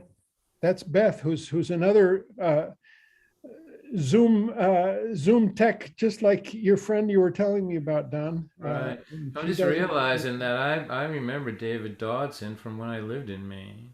Like he's been there forever, right? Is that true? Like is I would that- have, yeah, that's pretty accurate, I think. long time. Yeah, like so I would have been there in the late 70s and early 80s, and I think I remember him for part of that group with the guy that lives in Camden there. What's his name? Gordon? Gordon Bach, right? I'm sure their paths have crossed, right? Gordon's our neighbor. We love Yeah. him. And he's still around. That's good. So I think I may have seen you guys or at one Well, time. David's been here. Don was wondering how long you've been here. 35 years. I do. So when I believe. was living there, you were on the circuit, right? You were playing. I think that I've seen you play out there. Yeah, yeah, and I remember one time you were playing somewhere, and I went and talked to you, and I played a song at your gig somewhere in Massachusetts, and it was always fun to hear you play too. And a couple other places our paths have crossed, coffee houses, I think. But but you were in Maine in 78, 79, 80, 81, like that? 85, I got here. I was in Texas, in Austin, from 75 to 85. I see. Yeah. Yeah, So I was out country of and there. western dance balls. Yeah. Yeah. Do you know all those guys that lived up there, like John Cooper and Boa Graves and all those guys? Bog Graves, yeah. Yep. I think Nick he's the Apollonio, and Nick Apollonio, right, right. and my sister Ann, who's been around doing And Dodson, music for a right. long time. And Gordon Bach and Cindy Callett. Cindy Callett, right? And the woman who runs the venue now up in Brownfield, she was part of that scene too. Carol Brown. From Knots Oh, and yes. Like I always forget her name. Carol. Carol Noonan. Yeah. Right. Noonan. Yeah. Yeah. I think she's a Peabody girl. Peabody. You said it right. Good job. Of course, I said it right. Don, I have the great pleasure of meeting you in Middleton at the Allegro Cafe, Wow. where I waitressed, and you were running the Sunday night open mic. Middleton, Right. Mass, 1990s. Right. Wow. Yeah. That I love that place. It didn't last long, but man, that was good. It was great. Now the building's not even there no more. I talk when I say things like that. I feel like my dad. My dad used to go, there used to be all trees over here. Yeah. He would call a building by what it was four businesses ago, and now I do that. you know? Yeah. Yeah. David says in Maine, it's like everything is, oh, that was the old something place. What was it? That was the Great. old. That's the old Jackson place. You just go up there and take a left by that old tree, that big oak tree that's The one that used to be there. that used to be there. Yeah, Right. I guess probably. Right. Yeah. I lived there long enough. I knew I had to leave when I could say yeah just by breathing in. That's the next level. That's how you do it. Yeah. Right. We And go, here's the wave. yeah. Here's like the that. wave too. This is the wave. Yeah. Yeah, I have a good story. Want to hear a good Jefferson, Maine story? Please. Yeah. Let her rip. There's I another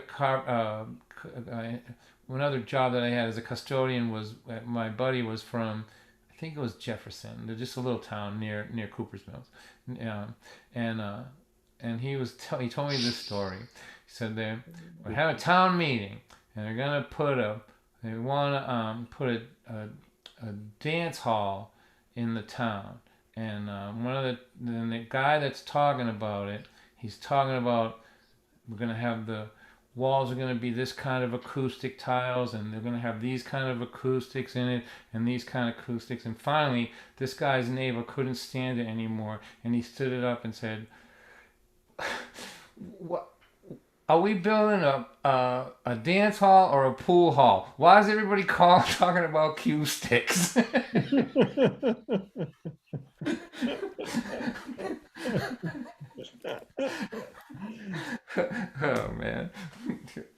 John, when you were talking about your two-seater uh, outhouse, we've got this friend who just passed away this year, Kendall Morse, who was a great storyteller, comedian.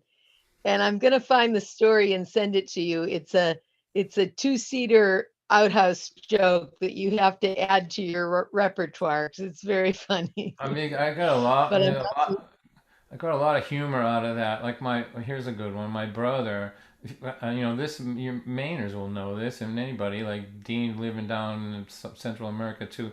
We used to have the what was it, the Sears catalog out there, right? Like not for reading, but because we couldn't afford, right? So my Page brother by was out page. there, and he's sitting out. Remember, he came up from Lynn, and he's out there sitting, and he says, I look down and I see this magazine with the pages ripped out. I'm like, why are all the oh, like a moment of revelation. Don, there is another musician here that you haven't really met. He's from New York. It's Rit Hen, and he is a bass player, an extraordinary bass player. And he plays all over in New York. He's got gigs here, there, and everywhere. Broadway and off, and then he comes up and plays in Maine. And he's someone you should say hi to. Well, hi. Do you live in Manhattan or where do you live down Yeah, there? yeah, yeah. The Isle of Manhattan. So I have a friend down there who's playing bass all the time now, and he's in like 10 bands. What? I have to think of his name now. He moved down there from Lynn. It's a tough to, the competition is fierce down there. Like the best musicians in the world, I think, are hanging around New York City. But yeah, well, I hope I get to hear you play sometime. I'm proud of him. You are? Well, that's all. Y'all are. He's Yeah, our hero. he's Well, making thank- a living. It's amazing. So, I know. what do you have? What's written on the back of your black guitar? It says, call your dad. Okay. Oh. All right. Yeah, whatever tricks will get me to the end of the show, I'll use them. Yeah. No, I used to have applause written on the back of my bass. and I it's- saw that before. I think someone said that thank you, right? That's a bunch of the from there. Yeah, yeah. Isn't it nice to be like, I know we're doing this online, but it's been so nice to go out. I've done 4 shows in the last couple of weeks, and those were the first 4 shows I did in 2 years.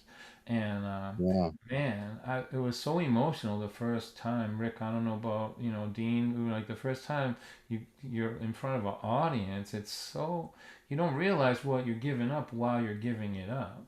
It's not, you can't think about it while you're giving it up. But You can't think of that, right? You can't think.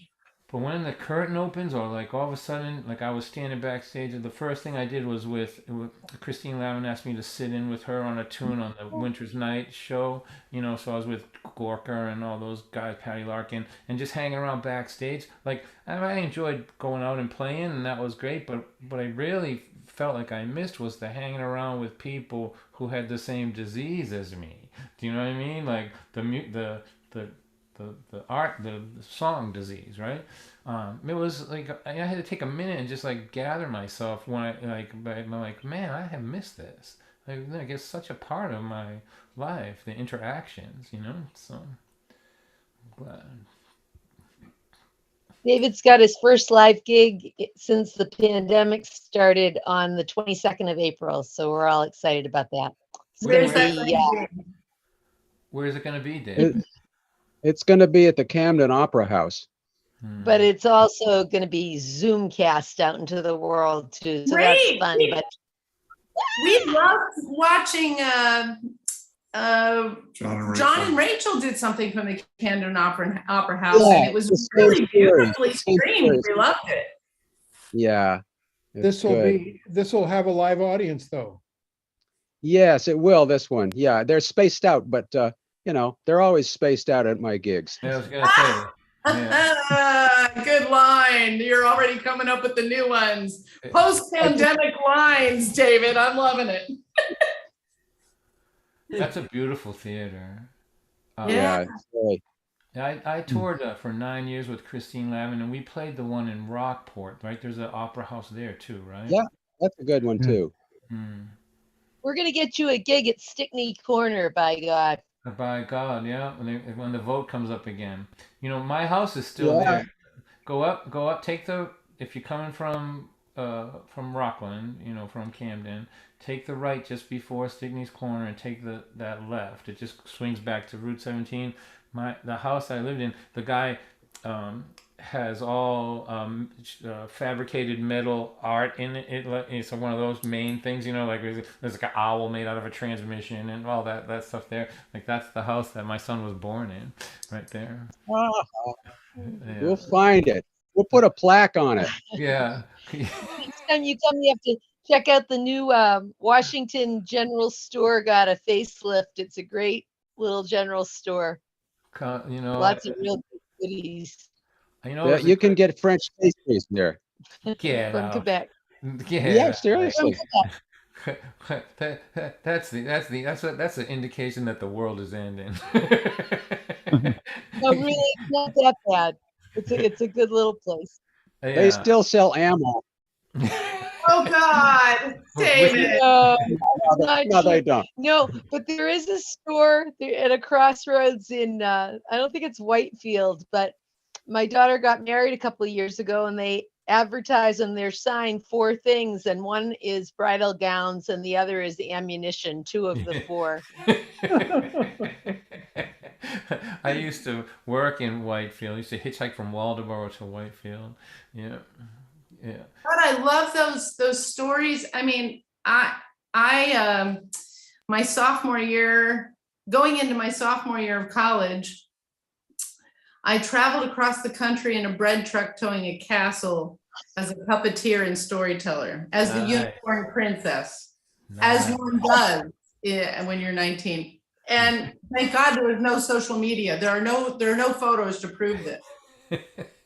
And but there were so many times we had no cell phones. And it was the kindness of strangers, and we didn't doubt somehow that things were going to work out, and they did. Just even a flat tire or you really inspired me to think back on those memories of those times when the freedom that I'm looking forward to reading your book. Thank you. I've been thinking a lot about this since I kind of, had to dive way back into that and realize how it affected my life later. I think that it's important for us who had that experience to make sure that young people who are growing up in a world where, like I said, fear is a commodity, fear is a marketable thing, it's stay here, watch this horrible thing on TV, don't go out and buy this product, it's a commodity, that they need to know that there's a good chance that the world is still that way. I always think of, my dad was a gambler, and he always made me think about the odds on something. So when the camera crew goes out to film the guy who did the horrible thing, I just think, how many houses full of people that didn't do anything wrong does he have to pass to get there? I think of that when I'm on the subway platform. Mm-hmm. How many people are not throwing somebody over the side of that subway? That's right. I mean, it may be a crazy thing, but because I am fearful sometimes. And actually, recently it happened to somebody where somebody pushed them into the tracks. Did you all see what in response to Mary Kate's thing about the wedding dresses and the ammo, David Goodman says shotgun weddings. It reminds me of there was a storefront in Hold on a sec. I want to hear the end of Beth's story. Thanks, Mary Kate. I was amazed when I'm standing there, and sometimes I'll even just I want to be near the pole. Somebody was, sometimes things happen, but the odds are actually remarkable of how often it doesn't happen if you think of it that way. That all these millions of people are standing on this subway platform They don't wanting get any just, attention. Like, just wanting to get to the next place like everybody else, and often actually are quite, many of them are quite considerate. Many of them. good people are not newsworthy. Right? They don't raise the adrenaline. They don't raise. No. But I think, if you're out in the world now traveling, I think that you have to be careful, know where you are and all that stuff. You can't be stupid, but chances are that that human kindness is still a pretty prevalent thing. And for us, it was our mode. We couldn't move without it. We couldn't get out of the rain with like we just relied on it for 3 years, and it was absolutely infallible. Somebody was always nice to us, and the people who weren't were nowhere near as mean to us as the people we grew up around. I feel you there too, actually. So No, you guys, just if you guys are available, April 16th, there is World Voice Day, and we're having a virtual concert, and you may want to be in 3D somewhere, but if you are home and want, it's going to be singers tuning in around the world, singing in various languages. And I'm still working on Costa Rica, Dean, but we have Nigeria and Israel and Kenya and India, and they're all tuning in from these various countries in various languages. So if you're interested at all. Speaking of kindness, every single one of these people who are singing are just such beautiful artists, and they're doing it for very little. They're getting something. All the proceeds will go to them, and then the rest will go to the UN Refugee Agency for Ukraine. And we have somebody who is tuning in from Montreal, but whose family heritage is Polish, and she's singing in Ukrainian. So I'm trying to organize an event. I've been in contact with these two women. One of them is named Svitlana Romanko, and she's an environmental lawyer from Western Ukraine. A bunch of stuff with Bill McKibben, and I'm trying to put together an Earth Day event. And the musician to join her is named Olina Glotova, and she plays American jazz. She sings and plays piano really, really well. Reminds you of Beth a lot, actually. Oh, what a compliment, Dean! Yeah, really, really. And she's from Kiev. And this Wow. Svitlana is from a town called Ivano-Frankivsk in western part of Ukraine. Both places have been bombed, and I started trying to organize it right soon after the war started, and there's radio silence from both of them, and I don't know if just the trauma of what's going on just makes it so it might not happen, but I was hoping it would happen on that weekend of Earth Day. A program that is about stand with Ukraine, end fossil fuels. I hope that it happens, That's Dean. my takeaway.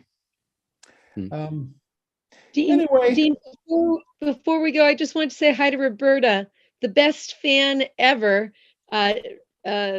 Dawn, you don't know maybe, but Roberta has been to every Swans Island concert that ever was, like from the beginning of time.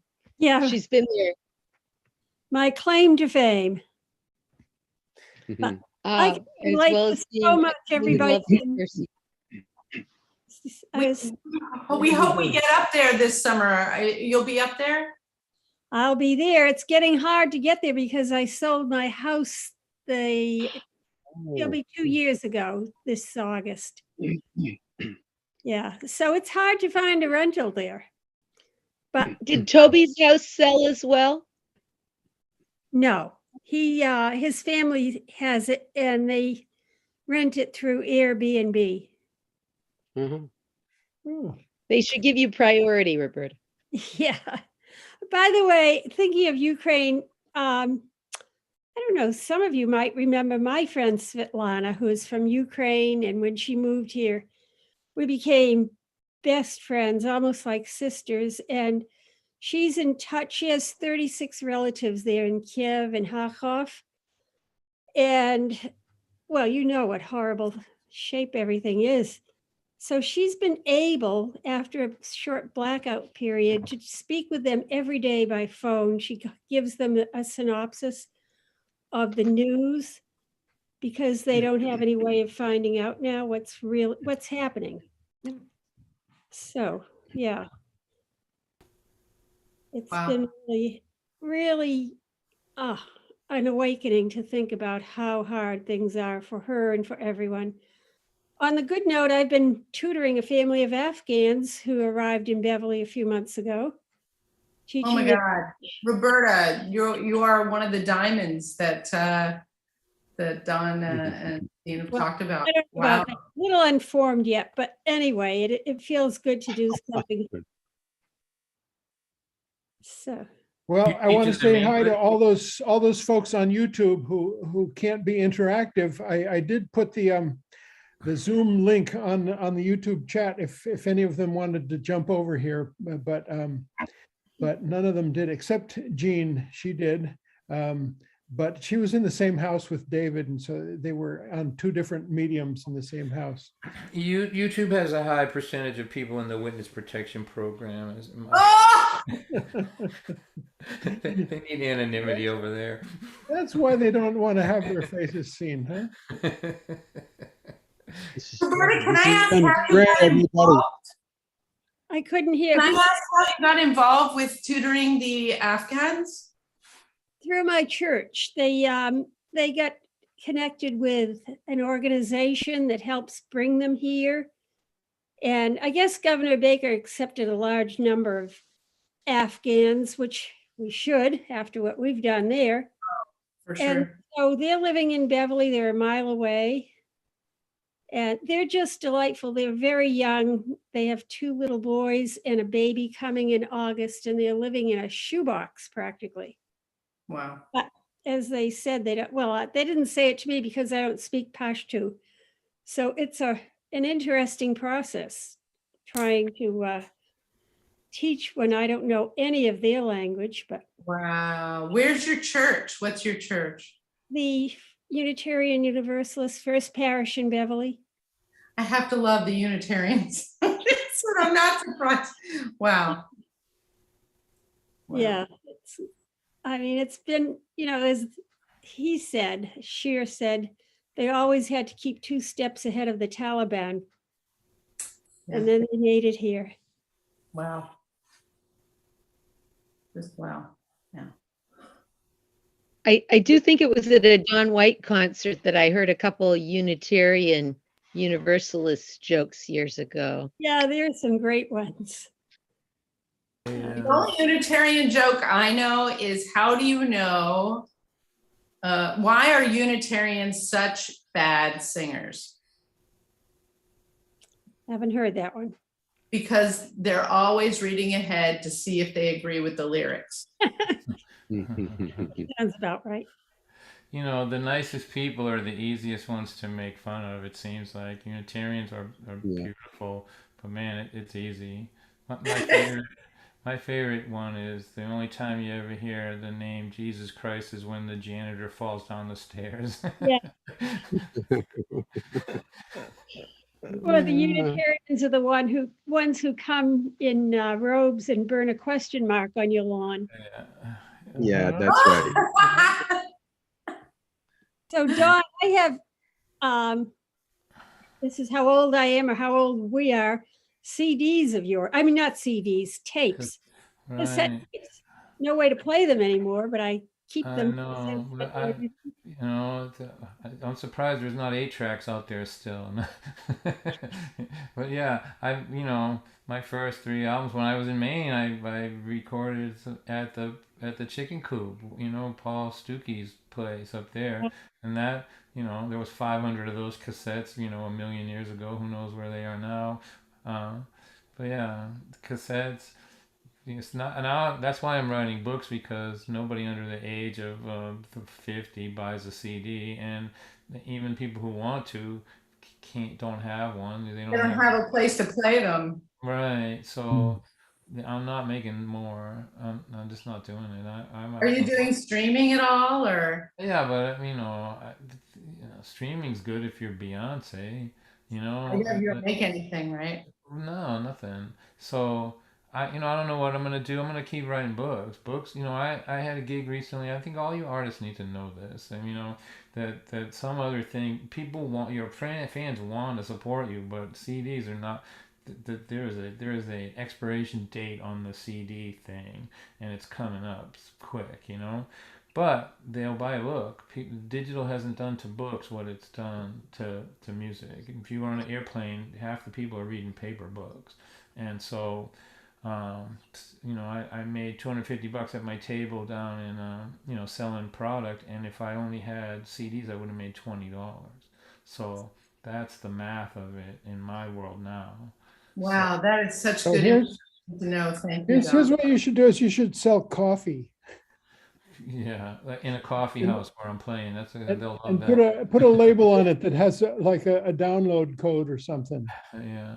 The young people are pretty smart about it. It's about swag. They'll do t-shirts, they'll do other things. But to me, everybody, Rick, if you sat down to think about it, playing bass, all where you could write something about it and people would buy it. You know, um, it's hard to do, but hard to do well, but it's worth it. And this book is going to put groceries in my house for the next 5 years. I think my other book, I think I sold 8,000 over, something like that, over 10 years. But still, that's money every week. So you have to think out of the box. The window's closing. That product window is closing. What does anybody think about the things you plug in your car, thumb drives? I've seen people do well with those. You put your whole catalog on it, and I saw somebody make $7,000 on one of them at a festival, a storytelling festival. He sold, Wow. yeah, Whoa. $70 a piece, and it was his entire life's work on there, plus all kinds of stuff. You can put literature in there. You can do anything on it. Right. And what he did that other people didn't do is he had a one sheet that explained it. So you bought this little thing in a plastic bag, but the thing next to it said it'll work in your car. Some cars it'll be different. All my CDs are on here. Here's what's on here. It'll work in your computer. And the fact that he had a tutorial next to the product made the difference. This was in What is the name of this thing? It's a thumb drive, right? thumb drive, yeah. And So and you, they you just go ahead.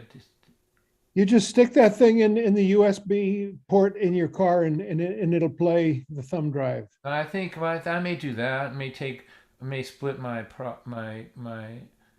catalog in half, like the first 5 albums in the first book on one thumb drive, and the next ones, because they're,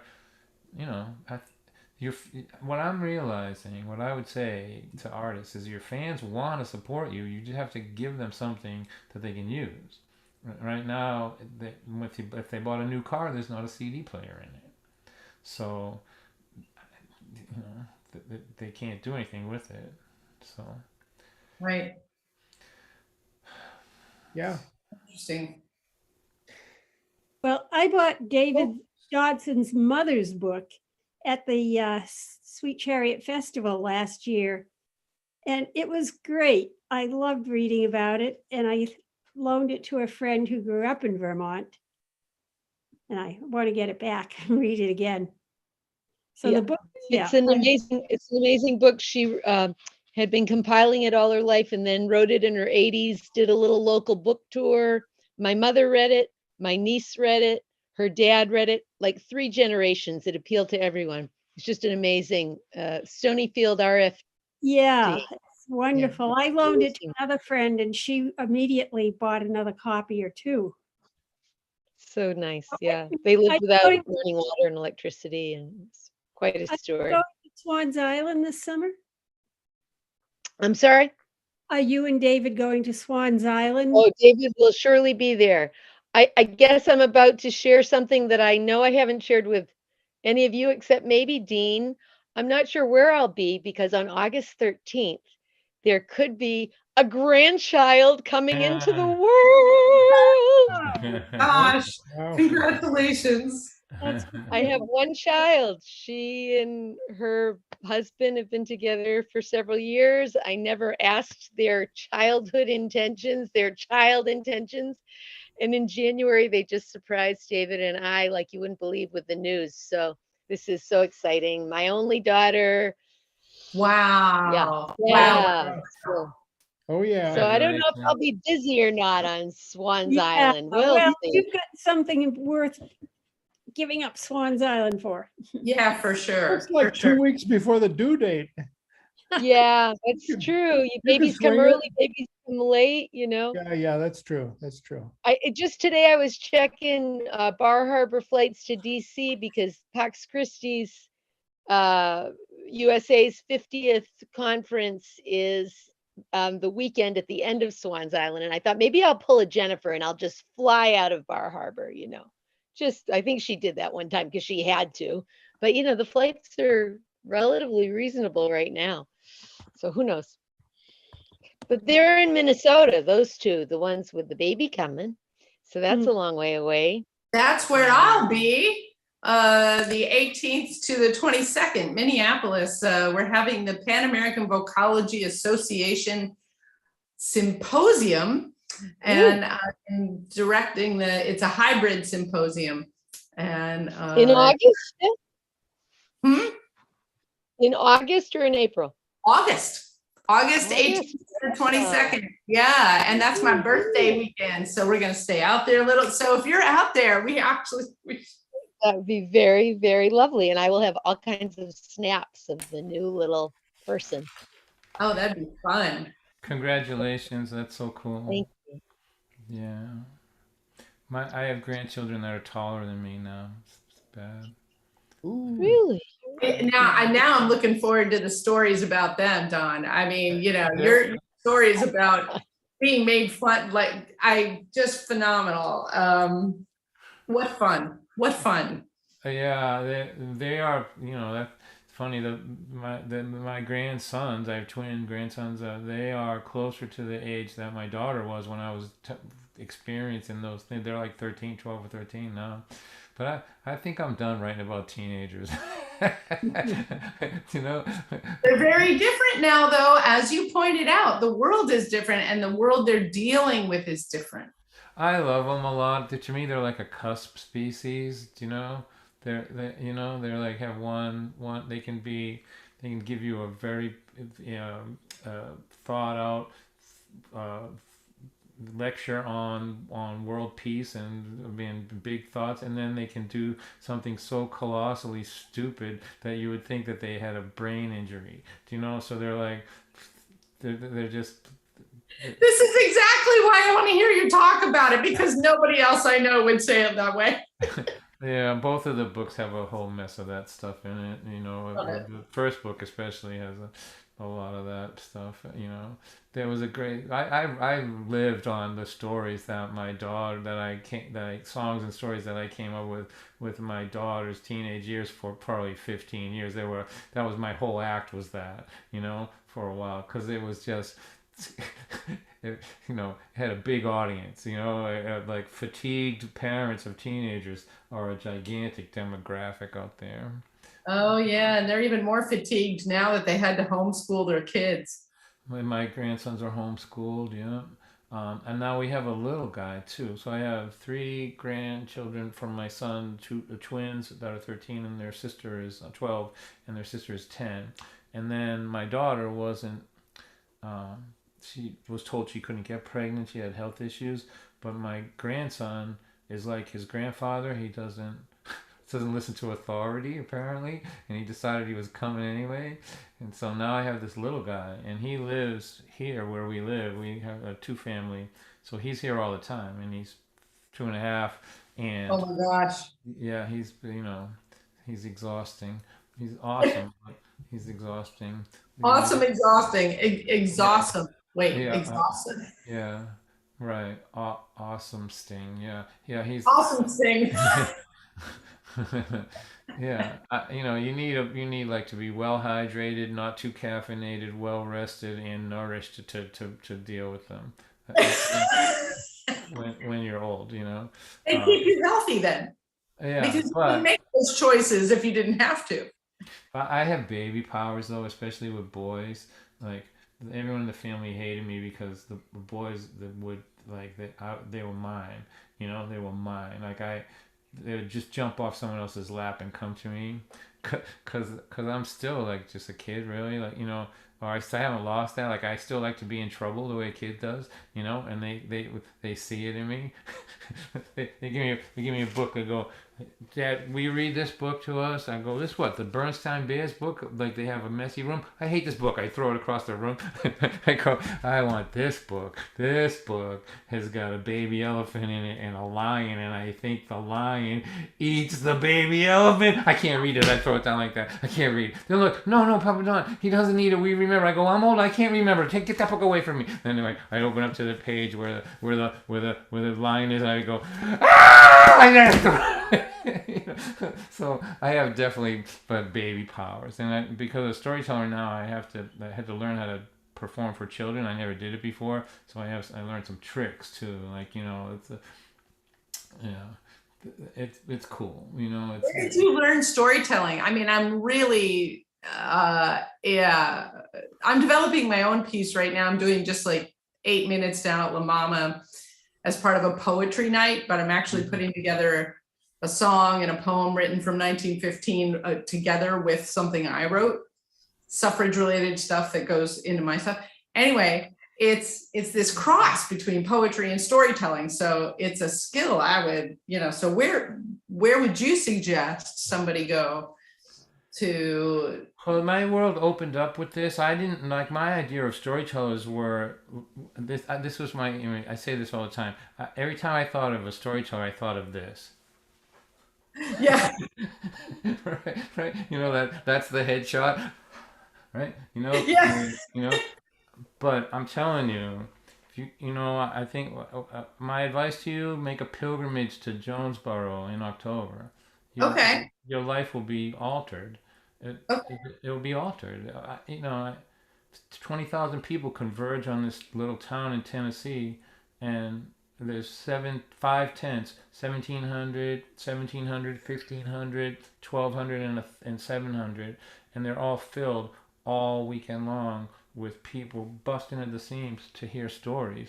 And the people that do it at that level, as soon as I saw them, I knew I had a lot to learn. Like them Southern people especially are so good at it, and it's a fine art.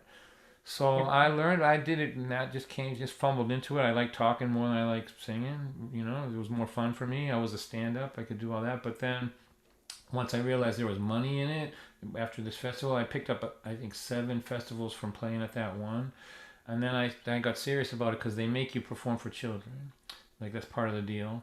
And so I hired Judith Black to teach me, and Tony Toledo, and I just became a student of it. And then Writing these names down: Judith Black and Tony Toledo. They're both here in on the North Shore, Marblehead and Beverly. And they'll teach. You can find them both on Community Church YouTube channel because they both performed for us. Yeah, and Judith is really good with children, and Tony too. I studied. I worked really hard at it because you can't get these gigs pay good. They're fiercely competitive, but they're all 3,000, 2,000, 4,000. And they fly you there. Unlike folk music where they don't do nothing for you. You hope you brought your. I know our little concert is a $50 honorarium. Yeah. But there's a lot of heart. There's a lot of heart. Oh yeah. I'm married to a project girl. She don't want to hear that. She wants money on the table. So these gigs pay good, and they generally will fly you there. But the competition is fierce. Fierce. So you have to be good. But yeah, there's probably 40 or so storytelling festivals in the country, which I didn't know anything about. Jonesboro is the biggest one. There's one in, I played them all now. Jonesboro is the biggest one, or the most popular. That's in Tennessee. There's one in Utah. Man, it would take me a week to explain that one to you. And then another big one in Cave Run in Kentucky, too. And they're big, and people are really, the audience is really astute. They know the difference between someone who's just winging it and someone who's treated it with respect, the way you have to treat storytelling the way you treat learning the bass. Do you know what I mean? Like you can't just wing it. You have to get serious about it.